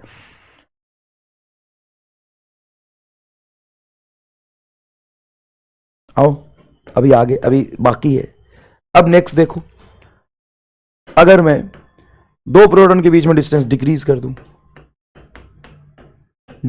दूं, अब दो प्रोटॉन के बीच में डिस्टेंस कैसे डिक्रीज हो जाएगा? सर दो प्रोटॉन तो रिपेल करते हैं। अरे भाई साहब सवाल में बोला डिक्रीज कर रहा है तो कर रहा है, डिक्रीज कर रहा है तो कर रहा है। सर ऐसा होना तो नहीं चाहिए सर, अपने आप तो नहीं कर रहा होगा। हाँ तो सवाल में थोड़ी ना बोला कि अपने आप कर रहा है। अब इनके बीच की डिस्टेंस कम हो रही, पहला मेथड के ई स्क्वायर बटा आर, डिस्टेंस कम हो रही तो ये पूरा वैल्यू बढ़ेगा, तो पोटेंशियल एनर्जी बढ़ जाएगा। पोटेंशियल एनर्जी क्या होगा? बढ़ जाएगा, पहला मेथड। दूसरा मेथड, ये इलेक्ट्रिक फील्ड लाइंस ऐसे बनेगा और तुम एक प्रोटॉन को दूसरे प्रोटॉन के पास ला रहे हो, मतलब इलेक्ट्रिक फील्ड के अपोजिट जा रहा था, इलेक्ट्रिक फील्ड के अपोजिट जाएगा तो पोटेंशियल बढ़ेगा, तो पोटेंशियल एनर्जी भी बढ़ेगी। और दूसरी बात दूसरा सीधा कि ये पास आया कैसे, यही से तो सवाल उत्पन्न आया कैसे? अपने आप तो नहीं आ रहा। हाँ तो अगर अपने आप नहीं आ रहा तो पोटेंशियल एनर्जी बढ़ेगी, अपने आप आता तो पोटेंशियल एनर्जी घटती। बोल मुन्ना बोल, क्या चाहते? बोल नहीं, बोल बोल बोल। Distance between proton and electron, proton and electron, if distance between proton and electron is increased then find potential energy. Distance between proton and electron is increased, एक प्रोटॉन है एक इलेक्ट्रॉन है, दोनों के बीच की डिस्टेंस इंक्रीज हो रही, दोनों दूर जा रहे हैं। सर ये तो चिपकना चाहते हैं, इनको दूर क्यों भेज रहे हो? मैं तो नहीं, बस सवाल वाला भेज रहा है। सर अपने आप तो नहीं जा पाएंगे, ये अपने आप तो पास आना चाहते, दूर जा रहा तो पोटेंशियल बात कर। दूर जा रहा है, पोटेंशियल बढ़ जाएगा। बोल। अरे भाई प्लस माइनस है, वो चिपकना चाहता है, खुद ब खुद चाहता था कि चिपक जाए, लेकिन जबरदस्ती उसको कोई दूर लेके जा रहा है तो पोटेंशियल बढ़ जाए। कई बार ऐसा सवाल पूछते हैं, ऐसा बना दिया, ऐसा बना दिया। अब एक निगेटिव चार्ज लिया, क्या लिया? निगेटिव चार्ज लिया, और इस निगेटिव चार्ज को छोड़ दिया। ये निगेटिव चार्ज लिया, छोड़ा नहीं, निगेटिव चार्ज लिया, और इस निगेटिव चार्ज को यहां से यहां तक लेके बी तक, तो ए से बी तक जाने में पोटेंशियल एनर्जी इंक्रीज होगी या डिक्रीज होगी? ऐसे ही पूछ लेते हैं कि बताओ यूए माइनस यूबी क्या होगा, या यूबी माइनस यूए क्या होगा, ऐसा पूछते हैं। निगेटिव चार्ज है, ध्यान से देखिएगा। सर अब क्या करें? कुछ मत करो, एक बात बताओ कि ये निगेटिव चार्ज है, ठीक है, ये क्या चाहता है खुद से, इसकी इच्छा क्या है? सर इसकी इच्छा तो प्लस अट्रैक्ट होने की है, तो उसकी इच्छा के अनुसार काम हो रहा है, ये खुद ही हो जाएगा। हाँ, तो पोटेंशियल एनर्जी डिक्रीज कर रहा है। जी ले जिंदगी, जा, कुछ नहीं करना, खत्म खत्म खत्म। मोस्ट कंफ्यूजिंग सवाल यही होता है इस चैप्टर के, मोस्ट कंफ्यूजिंग, आपको पता होगा। अब देखिए सवाल, देखिए, 3 charged particles, their sign are shown, moves along the 3 path in a uniform electric field as shown. In each of the 3 cases, state whether the potential energy increases or decreases. धुआं उड़ा देंगे, गर्दा छोड़ा देंगे, गर्दा उड़ा देंगे साहब, गर्दा उड़ा देंगे। सवाल रख दे कलम, अब तो तू बता, कलम की कहीं जरूरत पड़ रही तो, मतलब ही नहीं है, सीधी बात है। एक के लिए बात करते हैं। इलेक्ट्रिक फील्ड कहां, देख, ये इलेक्ट्रिक फील्ड का डायरेक्शन है, ये इलेक्ट्रिक फील्ड का डायरेक्शन है, ये वाला, ये इलेक्ट्रिक फील्ड है। निगेटिव चार्ज को अगर मैं रख दूं तो इलेक्ट्रिक फील्ड की तरफ जाएगा कि अपोजिट? तो निगेटिव चार्ज पे इलेक्ट्रिक फील्ड के अपोजिट फोर्स लगता है, तो निगेटिव चार्ज वाला पार्टिकल इलेक्ट्रिक फील्ड के अपोजिट भागेगा, और भाग भी रहा अपने आप अपोजिट। पहले केस में पोटेंशियल एनर्जी डिक्रीज हो रहा, कैसा होना चाहिए था? सर ऐसा ही होना चाहिए था, वही हो रहा, तो होगा फिर धक धनादिन दिन। दूसरे केस में पॉजिटिव चार्ज को अगर आप छोड़ते हो तो उसमें फोर्स किधर लगता है? इलेक्ट्रिक फील्ड की तरफ। तो जाना कहां चाहिए था? इलेक्ट्रिक फील्ड की तरफ। जा कहां रहा है? पीछे, कुछ झोल है, जबरदस्ती किया जा रहा है इसके साथ, पोटेंशियल एनर्जी बढ़ेगा। सी आपने यहां रख दिया, हाँ ठीक है। कैसा चार्ज है सर? पॉजिटिव चार्ज है। कहां जाना चाहिए था? आगे, आगे जा रहा है, इलेक्ट्रिक फील्ड की तरफ जा रहा है, हाँ उधर ही फोर्स लगेगा, उधर ही जा रहा, और उधर ही जाता हुआ दिखाया इसमें, तो इसमें पोटेंशियल एनर्जी घटेगा। चल, 3 equal charge Q are at the vertices of a equilateral triangle of side A. How much work done by an external agent? किसने लिख दिया? अगर ऐसा ना होता, जनरली नहीं लिखते, ऐसा नहीं लिखते, सवाल सिर्फ इतना है, how much work done in bringing them closer to an equilateral triangle of side A/2। यही सवाल है, यही सवाल है, नहीं है बीच में नहीं लिखा हुआ है।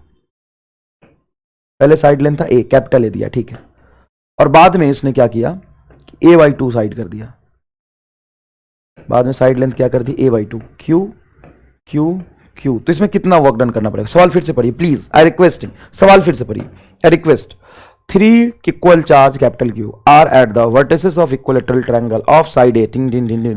How much work done in bringing them closer an equilateral triangle of side A/2? A/2 तक लाने में कितना वर्क डन करना पड़ेगा? यही सवाल है, क्या कर लोगे? हाँ सर, किसका वर्क पूछा है? सर ये पूछा है हाउ मच वर्क डन, सिर्फ पूछा है। ये तो इलेक्ट्रोस्टैटिक और एक्सटर्नल का तो पूछा ही नहीं है। जब नहीं लिखा हो तो हम एक्सटर्नल का ही लेते हैं। समझ आ गया अब अच्छे से? अब चलो, हालांकि इसने ब्रैकेट में लिख दिया बाय एन एक्सटर्नल एजेंट। तो एक्सटर्नल एजेंट का जो वर्क डन होता है वो चेंज इन पोटेंशियल एनर्जी के बराबर होता है। हाँ ये तो हमने पढ़ा है, माइनस की प्लस, एक्सटर्नल का प्लस। लेकिन ये तो तब होता है ना जब हम बहुत धीरे धीरे चार्ज पार्टिकल को लाएं। तो तुम्हें क्या लगता है ऐसा मैं पागल आदमी हूं, यहां से उठाया यहां रख दिया, यहां से उठाया यहां रख दिया, यहां से उठाया यहां रख दिया, ऐसे थोड़ी ना हो रहा है। कैसे हो रहा है? तो तीनों को हमने बहुत धीरे धीरे धीरे धीरे उठा के रखा होगा। देखो ऐसे उठा दो, धीरे धीरे धीरे। तो सवाल में नहीं लिखा है, सवाल में एक्सटर्नल का वर्क पूछा है, चार्ज वार्ज के सिस्टम में बहुत धीरे धीरे वर्क होगा, ये बाय डिफॉल्ट आपको मानना है।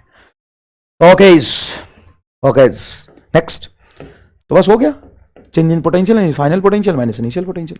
पोटेंशियल लिखना मैंने अभी सिखाया आपको। इक्विलैटरल ट्रायंगल कॉर्नर पे क्या हो जाएगा, के क्यू स्क्वायर, के Q Q Q square, but in दोनों के बीच की डिस्टेंस A/2 और ऐसे कितने टर्म होंगे? 3 टर्म। इनिशियल पोटेंशियल एनर्जी में होगा के क्यू स्क्वायर बटा ए इंटू 3। हो गया साहब। तो सर अब क्या करें? आप उधर चला जाएगा, 6 में से 3 जाएगा, 3 बचेगा, तो 3 k क्यू स्क्वायर भाई ये आंसर होगा।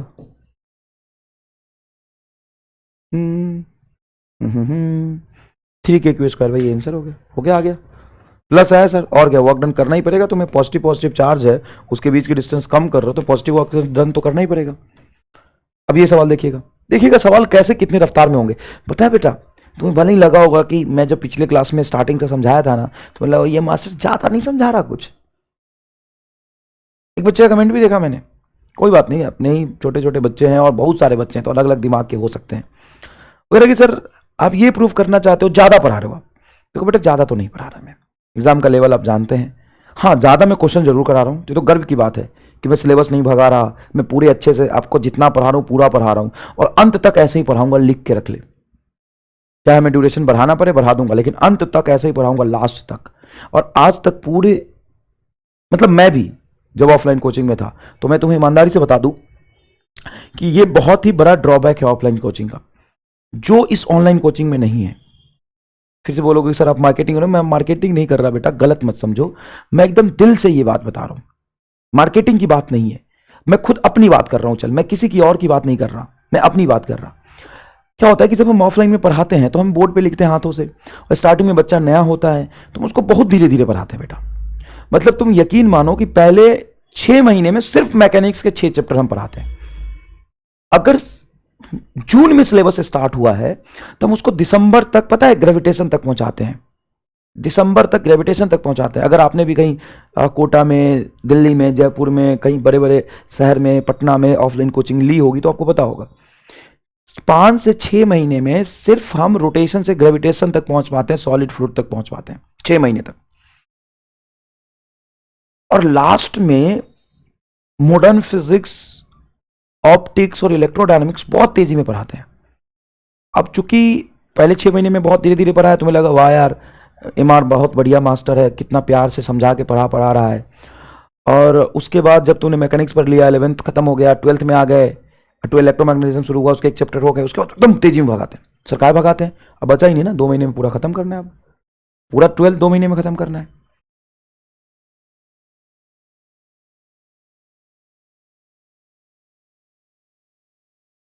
तो अब कैसे होगा? तो अब ऐसे ही करोगा, सिलेबस भगाना पड़ेगा। तेज में भगाते, बहुत तेजी में भगाते। अब आप तुम्हारे पास कोई ऑप्शन बचता नहीं बाद में करने के लिए। क्या कर लोगे? मैकेनिक्स में तो बहुत मजे आए थे, बट यहां क्या है कि पहले से ही एक शेड्यूल बना है। शेड्यूल ऑफलाइन में भी होता है लेकिन वो फॉलो नहीं होता है, हम ही नहीं करते। यहां पे क्या है कि शेड्यूल होता है कि इतना लेक्चर इस पर चैप्टर में मिलेंगे और इसमें खत्म करना है, और उस हिसाब से हम एक बार देख लेते हैं। शेड्यूल फॉलो नहीं होता ऑफलाइन। यहाँ पे हम शेड्यूल फॉलो कर रहे हैं। अगर एक चैप्टर में पीछे जाते तो हमें पता होता है कि 2 क्लास हमने एक्स्ट्रा ली है, तो उसका होता है कि हम 2 क्लास एक्स्ट्रा ली है तो कभी एक्स्ट्रा क्लास लेके हम स्टार्टिंग से उसको मैनेज करने की कोशिश करते रहते हैं। इसलिए आपको स्टार्टिंग में लग रहा था कि यार मास्टर 2.5 घंटा पढ़ा रहा है यार, तो 2.5 घंटे का पेन हम किस लिए ले रहे थे कि स्टार्टिंग से हम पेन लेंगे ना तो आगे समस्या नहीं आएगी। अब आगे अब पहले हम आधे घंटे पढ़ते और अभी 2.5 घंटे पढ़ाते तो और बेकार होता। अब तो रिविजन भी करना है, पहले तो रिविजन नहीं करना होता था। समझ में आया कि नहीं आया? देखो, the work done in slowly moving an electron of charge E and mass M from A to B, A से B तक। हाँ, तो हम उस मुद्दे पे थे कि हमने तुम्हें ज्यादा पढ़ा दिया भाई साहब, कंटेंट ज्यादा पढ़ा दिया। बच्चा कहता है सर ऐसा लग रहा है कि आप बहुत ज्यादा पढ़ा रहे हो, सर आप बहुत बेस्ट टीचर हो, इसका मतलब ये थोड़ी कि आप इतना पढ़ाओगे। अरे यार ये क्या लॉजिक है? लॉजिक ही नहीं समझ में आया मुझे। ये तो तुम्हें खुश होना चाहिए कि मैंने बहुत ज्यादा पढ़ा है और अंत तक बहुत ज्यादा पढ़ाऊंगा, और तू मेरे नोट्स ही पढ़ता रह जाएगा ना तो एग्जाम में 180 में से 180 ले आएगा। थोड़ा तुम्हारी बुद्धि चाहिए होगी। क्या बच्चा कहता है is your notes is sufficient? Yes my notes is sufficient. You are capable और नॉट? कि तुम कैपेबल हो उसको पढ़ पाने के लिए? बहुत मुश्किल है बेटा मेरे नोट्स पढ़ पाना। बहुत कम लोग पैदा लेते हैं जो मेरे नोट्स अच्छे से कवर कर पाए, कंप्लीट कर पाए और उसको रिवाइज कर पाए। सबकी बस की बात नहीं होती है। अब मैं यहाँ पे एक छोटा सा वर्ड यूज कर देता हूँ, औकात, तो लोग कहते हैं मास्टर जो एरोगेंट है। मास्टर को बोलना नहीं आता है। औकात मतलब क्या होता है भाई साहब? कैपेबिलिटी। इसको मैं कैपेबिलिटी बोलूं तो ठीक है, औकात बोल दिया तो मेरा लैंग्वेज खराब हो गया। ठीक है, वी आर नॉट कैपेबल, हम कर दिखाएंगे। इसीलिए तो कह रहा हूं कि कर, और एक करके देखे एक बार। इसलिए तो कह रहा हूं कि कर, हम करके दिखाएंगे। तो करना, कब करेगा? कर। चलो, the work done in slowly moving an electron of charge e and mass m from A to B. कहां से लेके जाना है? ए से बी तक लाना है। किसको? इलेक्ट्रॉन को। along a semicircular path, ऐसे सेमी पाथ में लेके आना, shown in figure in vertical plane in the field of charge q। q के फील्ड में, मतलब q रेस्ट में है, ये q है, यहां पे q रेस्ट में है। q के फील्ड में स्मॉल आर डिस्टेंस पर यहां पे एक इलेक्ट्रॉन रखा है, उसको इस सेमी सर्कुलर पाथ से घुमा घुमा के यहां लाके रखना है। ये भी स्मॉल आर डिस्टेंस है। ये कौन लाके रखेगा साहब? सबसे पहले तो ये बताइए, कौन लाके रखेगा? The work done in slowly moving, slowly देखो लिख दिया ना स्लोली, अब समझ जाओ स्लोली स्लोली कौन करता है? हम ही करते हैं स्लोली स्लोली। इलेक्ट्रोस्टैटिक को डैश फर्क नहीं पड़ता है कुछ, यही हम ही करते हैं स्लोली स्लोली। और कुछ ना लिखा है, स्लोली स्लोली लिखा है बस। एक इलेक्ट्रॉन पर charge this this this and shown in figure vertical plane. कौन करेगा? हम करेंगे। और हमारा वर्क डन बना होता है change in potential energy, delta U. और डेल्टा यू को आजकल हम लिख सकते हैं क्यू डेल्टा वी। क्या लिख सकते हैं? Q delta we. अब ध्यान से देखिएगा प्लीज, अब ध्यान से देखिएगा प्लीज। तो सर क्यू डेल्टा भी, हाँ, किसको लेके आना है सर? इलेक्ट्रॉन को। तो जिसको घुमा रहे हैं वो चार्ज आपका ही है, और जिसके फील्ड में घुमा रहे हैं उसका पोटेंशियल। इसको थोड़ी ना घुमा रहे हैं हम। यहाँ पे क्यू चार्ज किसको लेते हैं? जिसको हम इन्फिनिटी से लाते हैं या ए पॉइंट से बी पॉइंट पे ले जाते हैं, तो ये चार्ज है। इलेक्ट्रॉन को घुमा रहे हैं तो इलेक्ट्रॉन का चार्ज लिख दिया। इसके वजह से पोटेंशियल डिफरेंस इस दोनों पॉइंट पे, तो आर ऊपर या आर नीचे। क्यू की वजह से यहाँ पे पोटेंशियल क्या होगा? के क्यू बाई आर। इस क्यू की वजह से यहाँ पोटेंशियल क्या होगा? के क्यू बाई आर। तो डिफरेंस जीरो हो गया, तो वर्क डन आपका आ जाएगा जीरो। तो आप हो सकता है कि आप आंसर जीरो टिक कर दें, लेकिन ये गलत है। सर क्या ये गलत है? नहीं, ये सही है, लेकिन ये गलत है। क्यों? क्योंकि बेटा इसमें तुम्हें इलेक्ट्रॉन का मास भी एम दिया है, और ये ग्रेविटेशनल फील्ड यहां पे प्रेजेंट है। तो आपको कैसे पता चलेगा ग्रेविटेशनल फील्ड हमें कंसीडर करना है? सवाल से कभी पता नहीं चलता, कई चीजें सवाल से पता नहीं चलता। मैंने गलत बोले कि सवाल से कभी पता नहीं चलता, सवाल से पता चलता है। लेकिन कुछ क्वेश्चंस ऑब्जेक्टिव ऐसे होते हैं कि जो सिर्फ सवाल से पता नहीं चलता। यहां पे आपको ऑप्शन देखना पड़ेगा, क्या ऑप्शन में एमजी है? हाँ, एमजी है। तो इसके वजह से तो वर्क जीरो आ रहा, ये तो गलत है, ये भी गलत है। इसमें कहा क्यू यू वाला टर्म नहीं आएगा, लेकिन यहां पे नीचे लेके जा रहे हैं, तो नीचे जाने पोटेंशियल एनर्जी क्या होता है? डिक्रीज होता है। तो work done is equal to हो जाएगा delta u, change in potential energy, और चेंज इन पोटेंशियल एनर्जी आएगा माइनस 2mgr। 2mgr कैसे? टोटल डिस्टेंस देखो नीचे कितना गया? 2r। नीचे जाने पोटेंशियल डिक्रीज होता है, माइनस 2mgr। mgh होता है पोटेंशियल, हाँ सर mgh होता है। चलो मैं पूरा ही करा देता हूँ। यहाँ पे पोटेंशियल जीरो मान लो, यहाँ पोटेंशियल क्या होगा? 2mgr। हमें क्या लिखना है? Change in potential. तो फाइनल पोटेंशियल बोलो जीरो, इनिशियल बोलो 2mgr। तो बताओ क्या हो गया? Minus 2mgr। ये आंसर होगा, माइनस 2mgr। समझ में आया? आगे देखो, नीट 2017 का सवाल है, NEET 2017। The diagram below shown region of a equipotential. 3 equipotential region given. अभी इक्वू पोटेंशियल भी हम आपको पढ़ाएंगे। इक्वू पोटेंशियल रीजन गिवन है। यहां पर पोटेंशियल है 10 वोल्ट, देखो 10 वोल्ट, 20 वोल्ट, 30 वोल्ट, 40 वोल्ट। ठीक है, 10 वोल्ट, 30, ठीक है, ठीक है। डायग्राम बनाया, इक्वू पोटेंशियल रीजन बनाया, ठीक है, okay. A positive charge is move from A to B. एक पॉजिटिव चार्ज को ए से बी तक ले गया in each diagram. Maximum work is required to move Q in figure C. C में ऐसा क्या है भाई? सी ये है, ये थोड़ा पास है, ये दूर हो गया, फिर ये दूर हो गया, हमें ए से बी तक लाना है। Work done does not depends upon path, आप जानते हैं, ये होता है q delta we, Q into delta we. अब ध्यान से देखिएगा, ए पे पोटेंशियल है 10 और बी पे पोटेंशियल 40, तो 30 का डिफरेंस आएगा। अब हम इसमें देखें तो इसमें भी 40 और 10, देखो ना बी पे पोटेंशियल कितना है, देखो बी पे पोटेंशियल कितना है 40, ए पे पोटेंशियल है 10, तो पोटेंशियल डिफरेंस तो 30 ही का आएगा, 40 माइनस 10 30। तो in all 4 cases the work done is same. सब में वर्क डन सेम ही होगा। तो इक्वल पोटेंशियल सरफेस कैसा इस बात से फर्क नहीं पड़ता है, नहीं। जो कंजर्वेटिव फील्ड का वर्क होता है does not depends upon path. उसको इस बात से मतलब नहीं है, उसको इस बात से ही मतलब नहीं है कि यहां पे कोई इक्व पोटेंशियल सरफेस है, उसको इस बात से मतलब नहीं है, उसको इस बात से मतलब है कि पोटेंशियल डिफरेंस कितना हुआ, किसके बीच का, दो पॉइंट के बीच का, फाइनल पॉइंट ये, इनिशियल पॉइंट ये, इन दोनों पॉइंट्स के बीच का पोटेंशियल डिफरेंस लेना है बस आपको, इन दोनों पॉइंट के बीच का आपको पोटेंशियल डिफरेंस लेना है बस, इसको और किसी चीज से कोई मतलब नहीं है। नेक्स्ट देखिए, A, B and C are the 3 points in a uniform electric field. Then electric potential is, ये नीट 2013 का सवाल है, ये मैं करा चुका आपको electric potential maximum at B. हम इलेक्ट्रिक फील्ड के डायरेक्शन में जाते तो पोटेंशियल एनर्जी कम होता है, पोटेंशियल कम होता है, तो सबसे ज्यादा पोटेंशियल बी पे होगा, हो गया। ये तो रहा नीट का लेवल 17, नीट 13। नेक्स्ट सवाल देखिए, as per this diagram a point charge plus q is placed at the origin. ठीक है, point charge plus q placed at the origin, यहां पे क्यू चार्ज को हमने रख दिया ओरिजिन पे। Work done in taking another point charge minus Q, दूसरा पॉइंट चार्ज इसको घुमाना है। इसमें याद रखिएगा कौन फिक्स्ड है और किसको घुमाना है। घुमाना किसको है, देखो माइनस क्यू को, from point A, minus Q को फ्रॉम पॉइंट ए से लेके, कोऑर्डिनेट जिसका है 0, ए, मतलब 0, ए मतलब वाई एक्सिस में ए डिस्टेंस पे, to another point B, coordinate है a, 0, यहां से a डिस्टेंस में, along the straight line path. Work कितना होगा, 0। वर्क किसका, सबसे पहले सवाल में पढ़ लीजिए, किसका, इलेक्ट्रिक फील्ड का कि सिंपल वर्क। सिंपल वर्क तो हमारा वर्क पूछ रहा है, ये मैंने आपको वर्क एनर्जी पावर में भी बताया था। तो वर्क इज इक्वल टू होता है क्यू डेल्टा वी। किस चार्ज को घुमा रहे हैं आप, ये वाला है, वहां पे माइनस क्यू बाहर लिख लीजिए, और इनटू पोटेंशियल डिफरेंस लिख लीजिए, final minus initial. Delta we हमेशा चेंज होता है, फाइनल माइनस इनिशियल। अब यहाँ पे पोटेंशियल एनर्जी, पोटेंशियल कितना होगा इसके वजह से, तो k Q by A distance है, यहाँ भी के क्यू बाई ए, ये मैंने लास्ट लेक्चर में भी कराया था। यहाँ पे चार्ज रख के 2 पॉइंट पे पोटेंशियल निकलवाया था, तो के क्यू बाई ए, तो पोटेंशियल डिफरेंस 0, तो वर्क डन क्या आ जाएगा, 0। AIPMT 2005 का सवाल है। कब कहते हैं सवाल मुश्किल आती है, ये देखिए AIPMT 2011 का सवाल है।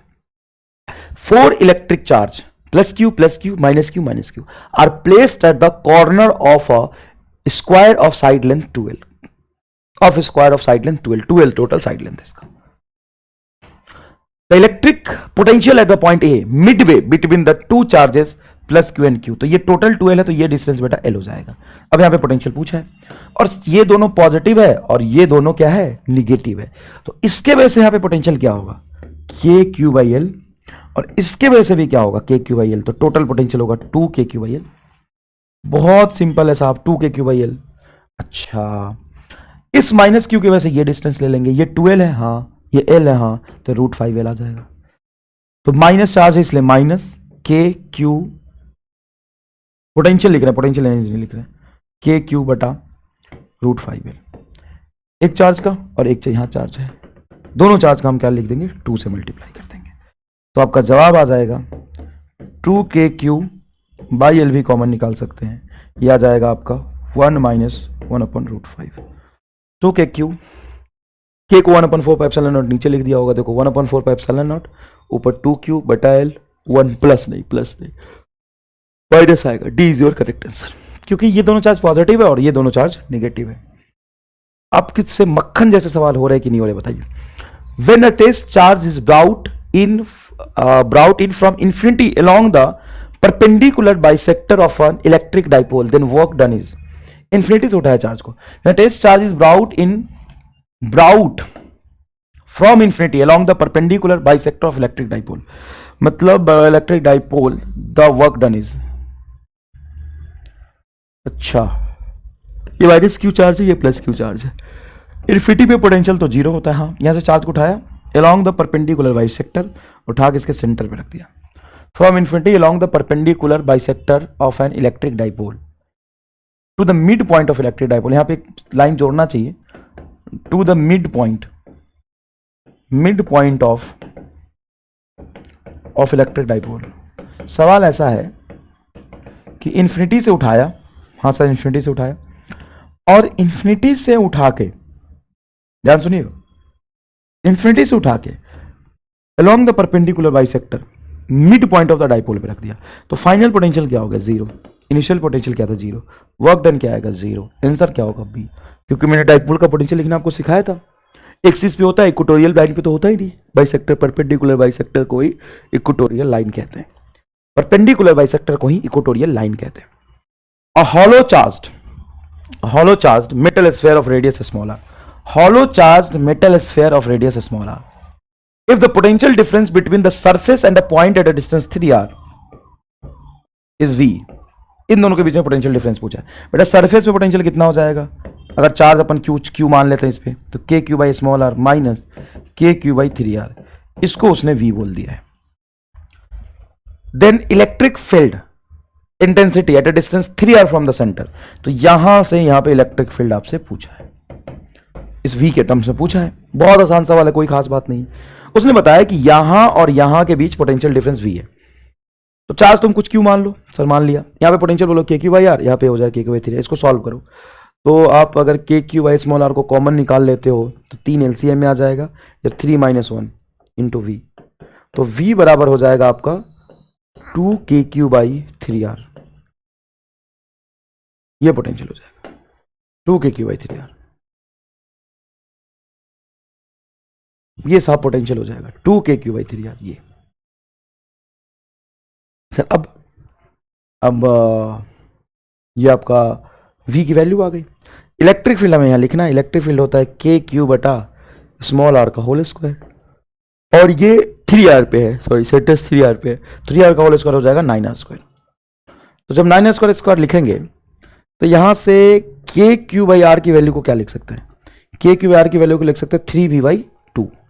तो के क्यू बाई आर देखो, के Q by 9r into are, और इसके वैल्यू को हम लिख सकते हैं 3v by 2, 3v by 2, 3v by 2 into 9r, 3 से 9 कैंसिल होगा 3, तो हो जाएगा v by 6r। Electric field की वैल्यू होगी v बाई 6r। अच्छा सवाल है तो यार, अच्छा लगा। पहले लगा था कि ऐसे ही है लल्लू राम जैसा, लेकिन सवाल बढ़िया लगा थोड़ा। 2 कंसेंट्रिक हॉलो कंडक्टिंग स्फीयर, घबराना नहीं है, कंसेंट्रिक हॉलो स्फीयर के सवाल और भी कराऊंगा, घबरा नहीं। पहले देखो सवाल क्या कहना चाहते, देखो 2 concentric hollow conducting sphere of radius small r and capital r, एक का रेडियस स्मॉल आर छोटा वाला है और दूसरे का रेडियस है कैपिटल आर, ठीक है। The charge on outer shell is q, इस पर चार्ज क्यू है। What charge should be given to the inner sphere, इस पर चार्ज मैं कितना दूं, so that potential at any point p outside the other sphere is 0। मतलब any point p मतलब यहां से x distance outside the outer sphere के बाहर, यार पोटेंशियल 0 होना चाहिए। तो सुनो ध्यान से, अगर आप इसके चार्ज की वजह से बाहर में पोटेंशियल लिखते हो, तो किसी भी हॉलो स्फीयर के बाहर चले जाओगे पोटेंशियल लिखने, तो उस हॉलो स्फीयर के चार्ज को पॉइंट चार्ज एज्यूम करके सेंटर पे यहां पे पोटेंशियल लिखोगे, तो ये सिंपल हो जाएगा के क्यू बाई एक्स। सेंटर पे एज्यूम करोगे, डिस्टेंस आपने कुछ एक्स माना है, और इस पे अगर तुमने इनर पे क्यू चार्ज दिया है तो इससे भी तो ये पॉइंट बाहर है, इस चार्ज को भी यहां पे सेंटर पे एज्यूम कर लो, के क्यू बटा आर प्लस ऐड करो के स्मॉल क्यू बटा x is equal to 0। Net potential तुम्हें 0 करना है, तो साहब यहां से के कैंसिल, एक्स से एक्स कैंसिल, तो q is equal to q को दो प्लस क्यू को उधर ले जाओ minus q, C is your answer. कोई खास बात नहीं है, एकदम ही बेकार वाहियात घटिया सवाल है। Next, an infinite conducting sheet, infinite conducting sheet, infinite है, इनफाइनाइट कंडक्टिंग सीट। अच्छा, एक गलती कर दिया था मैंने last to last lecture number 10 में। एक सवाल था कि लार्ज कंडक्टिंग प्लेट है और वहां पे बॉब से एक छोटा सा कंडक्टिंग प्लेट से एक छोटा सा स्फीयर कनेक्टेड है, तो कितना एंगल बनेगा, तो सरफेस चार्ज डेंसिटी बताना। तो कंडक्टिंग प्लेट था, मैंने sigma upon 2 epsilon not non conducting plate जैसा ले लिया, तो उसको करेक्ट कर लीजिएगा बेटा, ये बहुत आसान बात है, मेरे से पढ़ने में दिक्कत हो गई। कंडक्टिंग, ठीक है, चलिए। Conducting seat has surface charge density sigma, the distance between two equipotential surfaces are, then potential difference between these two surfaces। Equipotential surface मतलब वो पॉइंट, मतलब वो सरफेस, इक्विपोटेंशियल सरफेस मतलब वो सरफेस जिसके हर पॉइंट पे पोटेंशियल क्या होगा, सेम होगा, उसको कहते हैं हम इक्विपोटेंशियल सरफेस। एक बात बताओ, इनफाइनाइट लार्ज कंडक्टिंग सीट अगर है तो इसके वजह से इलेक्ट्रिक फील्ड लाइंस कैसा होगा, बताओ इलेक्ट्रिक फील्ड लाइंस कैसा होगा, यूनिफॉर्म होगा, और इसके लिए इलेक्ट्रिक फील्ड की वैल्यू होती है sigma upon epsilon not, constant रहती है, यूनिफॉर्म फील्ड होगा ऐसा।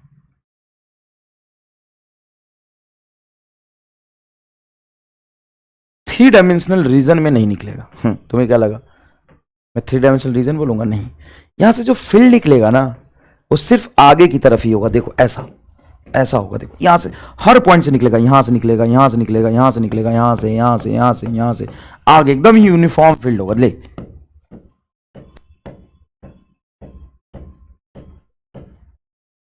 सब आगे कहां भाग गया है जरा, ऐसा फील्ड होगा। अरे बहुत जोरदार बनाया भाई। अब इस डायरेक्शन में आपका इलेक्ट्रिक फील्ड है। अब मैं पूछूं कि यहां पे और यहां पे पोटेंशियल की वैल्यू बोलो, तो इलेक्ट्रिक फील्ड के परपेंडिकुलर पोटेंशियल तो सेम होता है। और सिर्फ यहां पे नहीं, यहां पे, यहां पे, यहां पे, हर जगह यहां पे पोटेंशियल सेम होगा। सिर्फ एक लाइन बनेगा क्या? नहीं, ये तो टू डायमेंशनल प्लेट से ऐसे पूरा फील्ड निकला है, ये तो ऐसा बनेगा। ये सारा जो डिस्टेंस मैंने लिया, ध्यान से देखेंगे अगर आप, इसका यहां से डिस्टेंस सबका सेम है, ऐसा बनेगा। इसी को हम कहते हैं इक्विपोटेंशियल सरफेस। और इलेक्ट्रिक फील्ड की वैल्यू जो आती है वो क्या, कितना आती है? वो आती है sigma upon epsilon. Constant electric field है। इलेक्ट्रिक फील्ड क्या है? कांस्टेंट। अब दो पॉइंट के बीच में पोटेंशियल डिफरेंस निकालना है, तो इलेक्ट्रिक फील्ड और पोटेंशियल डिफरेंस में क्या रिलेशन है सर? ये है ना, E is equal to minus delta v by delta r, यही तो है।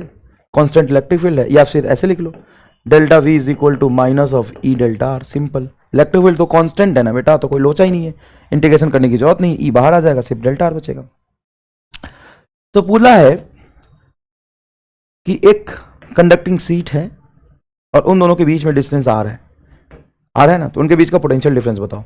तो इन दोनों के बीच का डिस्टेंस क्या हो गया? आर। तो डेल्टा आर तुम्हारे बीच का डिस्टेंस क्या हो गया? आर। तो ये हो जाएगा माइनस ई आर, आपका डेल्टा भी आ जाएगा। तो डेल्टा भी इज इक्वल टू हो जाएगा आपका, अगर अच्छा डिपेंड करता है कि ए से बी का डिफरेंस देख रहे हो कि बी से ए का डिफरेंस देख रहे हो। भाई साहब एक तो हायर पोटेंशियल पे होगा, कौन हायर पोटेंशियल पे होगा? अगर ये देखो तो ए हायर पे होगा, बी लोअर पे होगा, क्योंकि ए से बी तक जाएंगे तो पोटेंशियल कम होगा। तो अब किससे किस तरफ जा रहे हो ये भी तो इंपॉर्टेंट है। अगर आप वी ए माइनस वी भी देखोगे तो ये ज़्यादा है, ये कम है, ये ज़्यादा है, ये कम है, तो आपका डिफरेंस पॉजिटिव आएगा। V B minus v A देखोगे तो निगेटिव आएगा। कोई खास बात नहीं है, प्लस माइनस का कोई झंझट है नहीं, कोई दिक्कत नहीं। इलेक्ट्रिक फील्ड बताओ क्या होगा? Sigma upon epsilon naught into r. Sigma r बटा एप्सिलॉन नॉट आंसर होगा आपका। सिग्मा आर बटा epsilon, B is your correct answer. Sigma r बटा एप्सिलॉन, बस खत्म। सिग्मा आर बटा एप्सिलॉन नॉट हो गया, हो गया, हो गया। बहुत आसान है। हाँ सर, प्लस माइनस का अगर आ गया तो कैसे देखेंगे? कोई खास बात नहीं है। प्लस माइनस का अगर आ गया तो ऐसे देखो कि ए पे पोटेंशियल ज्यादा कि बी पे पोटेंशियल ज्यादा। इलेक्ट्रिक फील्ड की तरफ जाते हैं तो पोटेंशियल कम होता है। अगर तुम वी ए माइनस वी भी देख रहे हो तो ये प्लस आएगा, v B minus v A देख रहे हो तो निगेटिव आएगा। कोई खास बात नहीं इसमें। Next, two small sphere each carrying charge q, two small sphere each carrying charge q are placed a distance r apart. ठीक है, a distance r apart. One of the sphere is taken around the other in a circular path, then work done will be. मतलब एक को दूसरे के along circular path पे घुमा दिया, एक को रेस्ट पे रखा।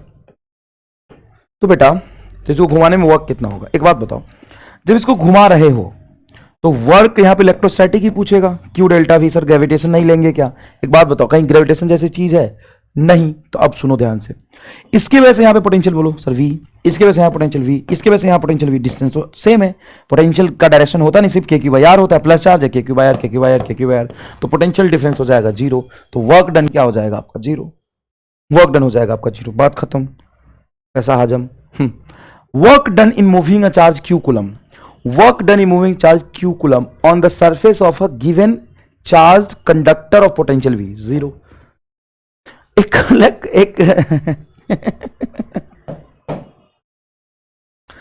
आधे बच्चे सवाल धीरे धीरे, सवाल धीरे, सवाल धीरे, सवाल धीरे धीरे करो, सवाल धीरे बात, सवाल धीरे। एक स्फीयर है, चार्ज क्यू है,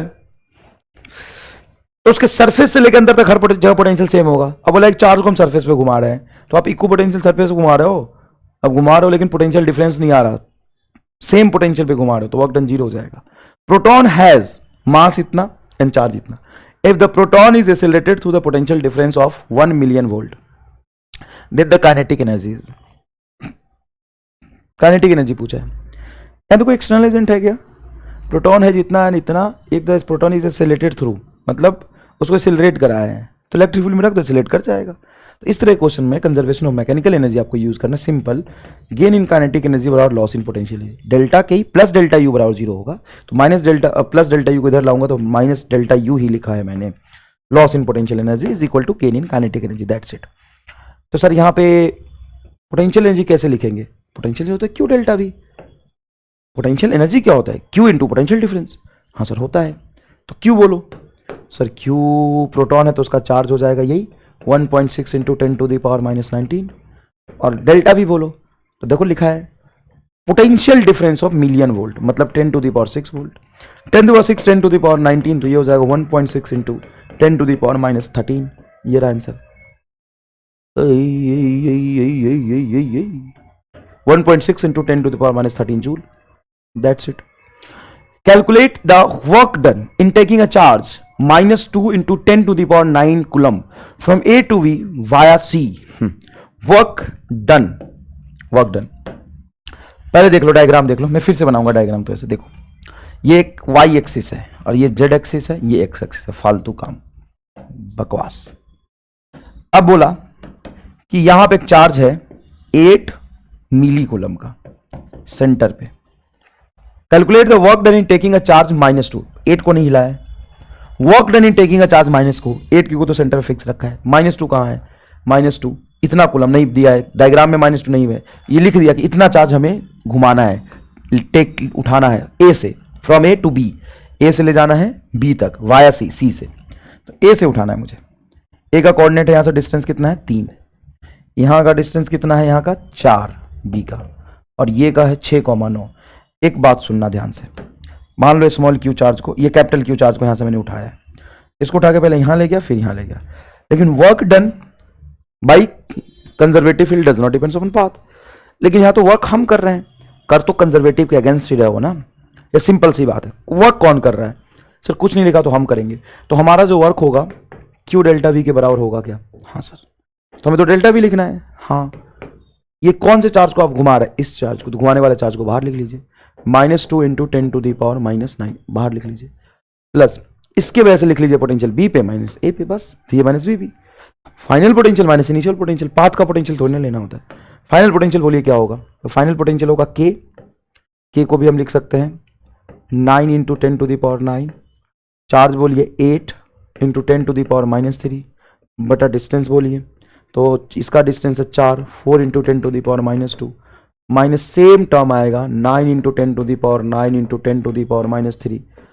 इंटू 8 बटा 3 into 10 to the power -3, same term आएगा। तो सर इससे बढ़िया तो इसको कॉमन ही निकाल लेते, निकाल लो, तो -2 इंटू 10 टू दी पावर 9 से 10 टू दी पावर -9 कैंसिल हो जाएगा, हटाओ, और ये है तुम्हारा 9 और ये 8, 9 है 72, तो 72 बाहर निकाल लो, 72 बाहर निकाल लो। अब अंदर ये दोनों बाहर चला गया, अंदर बचा ये 10 to the power -3, 10 to the power -3 cancel कर दो, सॉरी 10 टू द पावर, ये क्या है सेंटीमीटर है, क्या है सेंटीमीटर स्केल दिया हुआ है, तो 10 टू द पावर -2 आएगा ना, ये 4 सेंटीमीटर मतलब 4 into 10 to the power -2 metre, तो कैंसिल करेंगे 10 टू द पावर -10 और रहेगा ये, तो बाहर निकाल लो, तो 10 टू द पावर -1 बाहर निकल लिया, 8/4 माइनस, सॉरी 8 भी बाहर निकल गया, 1/4 -1/3 ये आएगा -2, हाँ ठीक है। तो अब ये जो सॉल्व करेंगे आप, तो 4 तिये 12 नीचे आ जाएगा आपका, 4 तिये 12 और 4 - 3, और ये हो जाएगा आपका 72 दूना 144 गुना बटा 10, ये आएगा 4 - 3 1, तो ये हो गया आपका 144 बटा 10 गुना 12, 12 से कैंसिल करेंगे तो ये आएगा 2 का मतलब 0.2 जूल आंसर आ रहा, प्लस माइनस का झंझट है नहीं तो उसको इग्नोर कर सकते हैं, 0.2 आंसर आ रहा बेटा आपका, अगर मैंने सॉल्व सही किया, तो नहीं किया तो आप एक बार देख लीजिएगा। नेक्स्ट, अ पार्टिकल ए है चार्ज +q, पार्टिकल ए है charge +q and particle v है चार्ज +4q, मतलब a का चार्ज आपका है +q एंड b का चार्ज आपका है +4q, with each them having the same mass m when allowed to fall from a rest through the same electric potential difference, मतलब potential difference same है, the ratio of their speed, मास तो देना पड़ेगा speed के लिए, particle A है क्या charge Q and particle B है charge plus Q with each of having same mass. हाँ वही तो यार, मास चाहिए होगा स्पीड के लिए, सेम मास, क्योंकि हम फॉर्मूला लिखते हैं काइनेटिक एनर्जी में गेन बराबर लॉस इन पोटेंशियल एनर्जी, और लॉस इन पोटेंशियल एनर्जी होता है q delta we. Kinetic energy को हम लिखेंगे हाफ एम वी का स्क्वायर, और हम ए के लिए लिख रहे हैं तो इधर ए का चार्ज हो जाएगा, और बी के लिए लिखेंगे तो हाफ एम वी बी का स्क्वायर बराबर Q B delta V. Okay okay okay, दोनों का मास हमें सेम बताया गया है, दोनों का मास हमें सेम बताया गया, तो एम बाई टू से एम बाई टू कैंसिल होगा, वी ए बटा वी बी का होल स्क्वायर। दोनों का पोटेंशियल डिफरेंस भी सेम है, पहले का चार्ज है क्यू तो दूसरे का चार्ज है 4q, तो 1/4 आ जाएगा, स्क्वायर इधर जाएगा तो रूट बनेगा, तो वी ए बटा V B is equal to 1/2 is your correct answer. 1/2 is your correct answer. A, option number A, option number A. Next देखिए, A 50 joule work, A 50 joule of work must be done to move an electric charge 2 coulomb from a point where potential is minus 10 volt. 2 coulomb charge को उठाया जहां potential 10 volt है, to another point where potential is V, to the another point where potential is V, then value V is, अच्छा work done 50 joule दिया है, ये work done किसने किया है? जब तक ये आप नहीं सोच पाएंगे तब तक आप सवाल को अच्छे से सॉल्व नहीं कर पाएंगे। आपको यहां पे पता होना चाहिए कि वर्क किया किसने है, this is very important, this is very very very much important कि वर्क किया किसने है। 50 joule work must be done to move an electric charge 2 coulomb from a point where potential is minus 10 volt to another point। कुछ नहीं लिखा तो external का work है, एक्सटर्नल का वर्क बराबर क्यू डेल्टा वी, यही डेल्टा यू को क्यू डेल्टा वी लिख सकते हैं। वर्क कितना है सर? वर्क है 50, चार्ज कितना है 2, पोटेंशियल डिफरेंस बताओ, तो final minus initial, minus of -10। Sir final का वी है, इनिशियल का -10 था तो -10 लिख लिया, चेंज इन पोटेंशियल है, फाइनल माइनस इनिशियल, तो इधर तो आ गया सर 25 बराबर v plus 10, minus of minus क्या होगा +10, 10 को इधर ले जाओ तो v बराबर आ जाएगा 25 minus 10 is equal to plus 15 volt, plus 15 volt is your correct answer C, plus 15 volt C is your correct answer. समझ आया? Next, next, 2 electron are moving towards each other with a velocity 10 to the 6 meter per second. What will be the closest distance of approach between them? 2 electron are moving towards each other. इस तरह के language के सवाल पूछे जाते हैं। Distance of closest approach. 2 electron are moving towards each other, each with velocity 10 to the 6। मान लो एक इलेक्ट्रॉन है ये, और एक दूसरे की तरफ v स्पीड से चल रहा है, v की वैल्यू 10 का पावर 6 है। What will be the closest distance of approach? तो मिनिमम कितने डिस्टेंस तक ये पहुंच पाएंगे? तो पहले कितने पे थे? पहले बहुत ज्यादा डिस्टेंस पे थे, सवाल में तो नहीं लिखा, मानना पड़ेगा। सर हमें तो पता ही नहीं तो हम कैसे मान ले कुछ भी? पहले बताओ कितने डिस्टेंस पे था। 2 electron are moving towards each other each with velocity 10 to the 6 metre per second. What will be the closest distance of approach? जब वो एक दूसरे की तरफ जाएंगे तो ऑब्वियस सी बात है कि रिपेल करेंगे, दोनों निगेटिव चार्ज है, रिपल्सन की वजह से उनका स्पीड कम होगा, और किसी डिस्टेंस डी पे आके दोनों रुक जाएंगे, और दोनों एक ही साथ रुकेंगे क्योंकि दोनों का मास सेम है, दोनों इलेक्ट्रॉन है, दोनों सेम स्पीड चल रहा था, तो दोनों का सेम रिटार्डेशन होगा, और कुछ डी डिस्टेंस पे आके दोनों रेस्ट में आ जाएंगे, और यही होगा closest distance of approach D. लेकिन इनिशियल डिस्टेंस तो हमें पता ही नहीं। बाय डिफॉल्ट ऐसे केसेस में क्वेश्चन नहीं लिखा होता, लेकिन आपको मानना होता है कि पहले उन दोनों के बीच में इन्फाइनेटली लार्ज डिस्टेंस था, क्योंकि आप कुछ फाइनाइट मानोगे भी ना, कैसे क्या मान लोगे? सर पहले डी डैश था बाद में डी हो गया, तो एक ही क्वेश्चन बनाओगे, सॉल्व भी नहीं होगा, 2 वेरिएबल, तो इन्फिनिटी डिस्टेंस ही मानना होता है बाय डिफॉल्ट। अब लगा दो आप कंजर्वेशन ऑफ मैकेनिकल एनर्जी, या कंजर्वेशन ऑफ मैकेनिकल एनर्जी लगा के मजदूरी करके सॉल्व करो, या simple loss in kinetic energy बराबर गेन इन पोटेंशियल एनर्जी कर दो, खत्म। वो करोगे नहीं, चलो यही करो। बताओ जब इन्फाइनेटली लार्ज डिस्टेंस पे थे तो उनकी काइनेटिक एनर्जी क्या थी? Sir half M V square, एक इलेक्ट्रॉन का काइनेटिक एनर्जी प्लस दूसरे का 2 से गुना कर दिया बस। पोटेंशियल एनर्जी दोनों के बीच में क्या था? तो डिस्टेंस इनफाइनाइट है तो दोनों के बीच में पोटेंशियल एनर्जी क्या हो जाएगी? 0 बराबर। जब ये डी डिस्टेंस पे आएंगे तो इनकी काइनेटिक एनर्जी क्या होगी? 0 0 0। पोटेंशियल एनर्जी क्या होगी? तो पोटेंशियल एनर्जी होगी के माइनस माइनस हो जाएगा प्लस ये स्क्वायर बटा डिस्टेंस टी, ये आएगा आंसर। तो यहां से डी बराबर क्या आ जाएगा? तो साहब पहले तो ये 2 से 2 कटेगा, और डी बराबर आ जाएगा, डी को उधर ले जाओगे तो ये हो जाएगा के ई स्क्वायर बटा एम वी स्क्वायर। सॉल्व कर लो। आंसर फटाफट आ जाएगा। छोटा सा कैलकुलेशन है बेटा, ज्यादा लंबा कैलकुलेशन नहीं है, फटाफट आंसर आ जाएगा। के ई स्क्वायर, ओ शिट,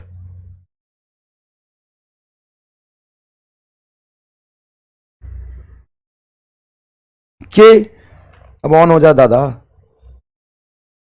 के ई स्क्वायर बटा एम बी स्क्वायर। तो के की वैल्यू हम जानते हैं 9 इंटू 10 टू द पावर 9, और ई हो गया आपका चार्ज ऑफ इलेक्ट्रॉन, ई हो गया आपका चार्ज ऑफ इलेक्ट्रॉन, ई हो गया आपका चार्ज ऑफ इलेक्ट्रॉन, हाँ सर। मास हो गया mass of electron 9.1 into 10 to the power 31, और वेलोसिटी हो गया 10 to the power 6, 10 to the power 6 का होल स्क्वायर नीचे हो जाएगा 10 टू द पावर 12। इस तरीके से आप उसको सॉल्व कर लीजिए, ठीक है बेटा।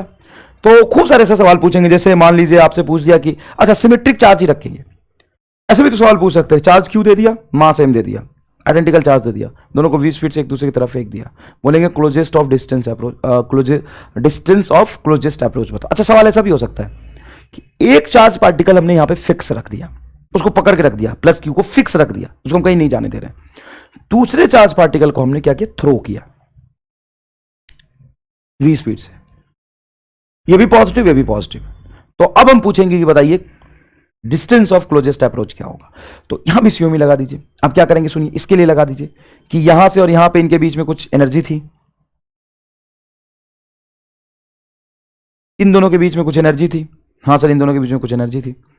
अब साहब इन दोनों के बीच में पहले काइनेटिक एनर्जी होगी, पोटेंशियल इनफाइनेटली लार्ज डिस्टेंस की वजह से क्या हो जाएगा, जीरो हो जाएगा। पोटेंशियल इनफाइनेटली लार्ज डिस्टेंस की वजह से क्या हो जाएगा, जीरो हो जाएगा, कुछ काइनेटिक होगा। और जब मिनिमम डिस्टेंस पे आएंगे उस समय पार्टिकल क्या होंगे, रेस्ट पे। तो उस समय पार्टिकल रेस्ट पे, तो काइनेटिक जीरो, पोटेंशियल आपको लिखना पड़ेगा। क्या करना पड़ेगा, पोटेंशियल आपको लिखना पड़ेगा, बस पोटेंशियल आपको लिखना पड़ेगा।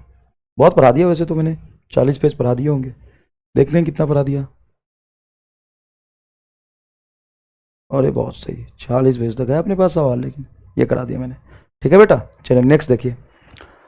अ point charge Q is surrounded by 8 identical charge at a distance r as shown in figure.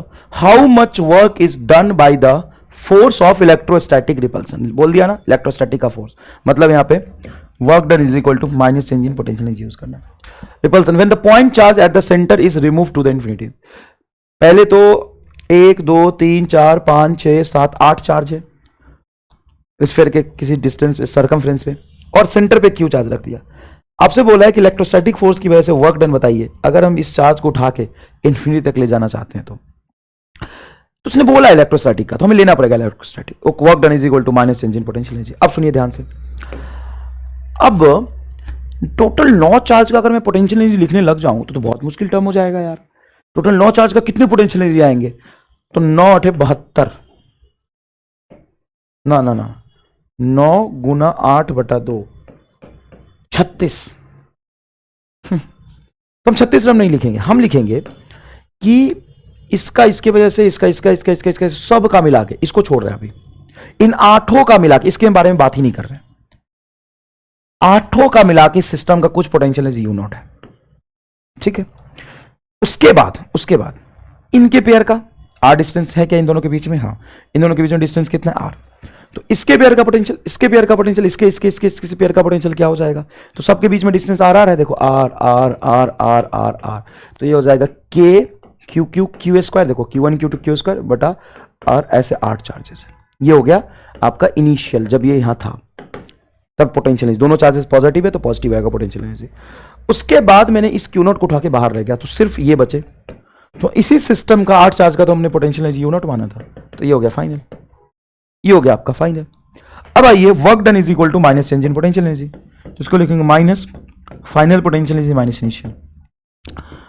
बताइए फाइनल पोटेंशियल एनर्जी क्या है, सिर्फ U0, और इनिशियल क्या है, इनिशियल है आपका U0 minus k Q square 8 बटा आर, ये तो आएगा। सर ये माइनस कहां से आ गए, तो दोनों प्लस थे बेटा, ये मैंने लिखा इसको प्लस ही है, लेकिन यहाँ पे सब्ट्रैक्शन की वजह से दोनों माइनस हो गया, U0 से U0 कट जाएगा, माइनस और माइनस प्लस बना देगा इसको, तो आंसर आ जाएगा 8 के क्यू स्क्वायर बटा आर, 8 के क्यू स्क्वायर बटा are.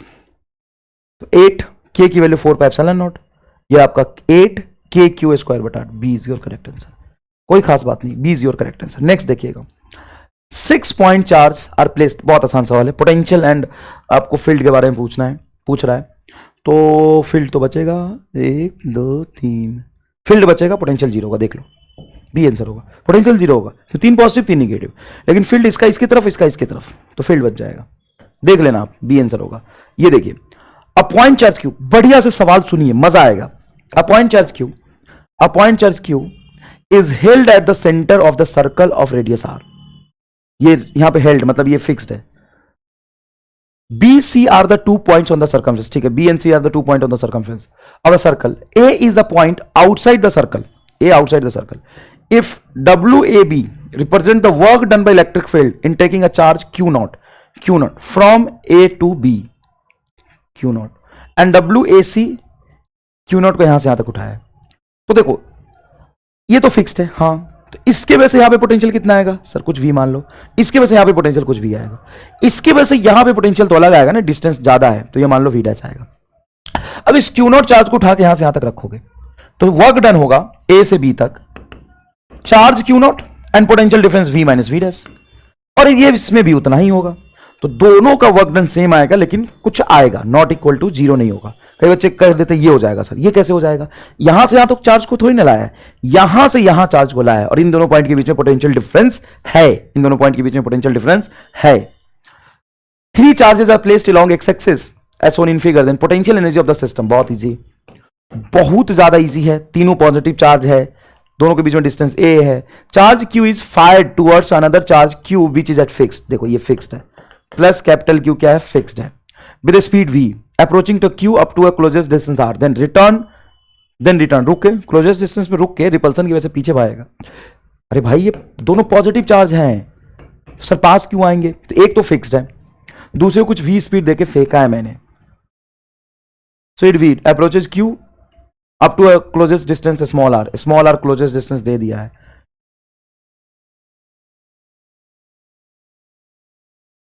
distance r and then return. If q were given a speed 2v then closest distance of approach would be, अच्छा अगर मैं इसको डबल स्पीड दे दूं तो क्लोजेस्ट डिस्टेंस ऑफ अप्रोच क्या होगा, अब सुनो ध्यान से।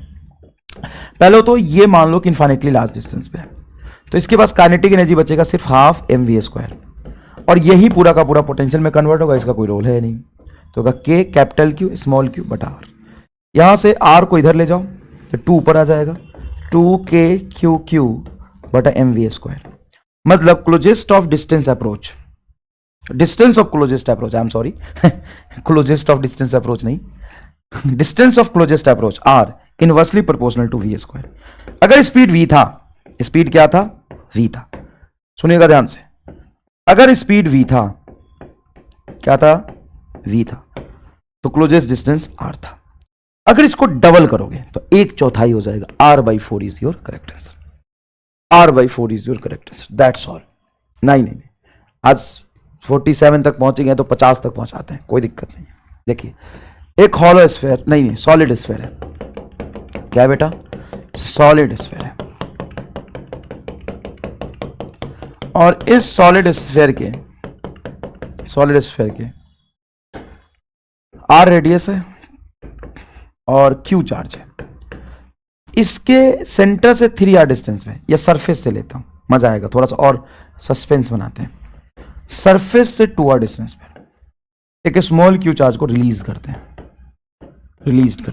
क्या करते हैं, रिलीज करते हैं, जिसका मास m है, ठीक है, माइनस q चार्ज को रिलीज करते हैं, रेस्ट से छोड़ा है, सरफेस से डिस्टेंस है 2r, तो बताइए कि ये भागता हुआ आएगा तो सरफेस पे कितने स्पीड से कोलाइड करेगा, सरफेस पर कितने स्पीड से कोलाइड करेगा, ये सवाल बताइए, सरफेस पर कितने स्पीड से कोलाइड करेगा, मजेदार सवाल, मजा आएगा।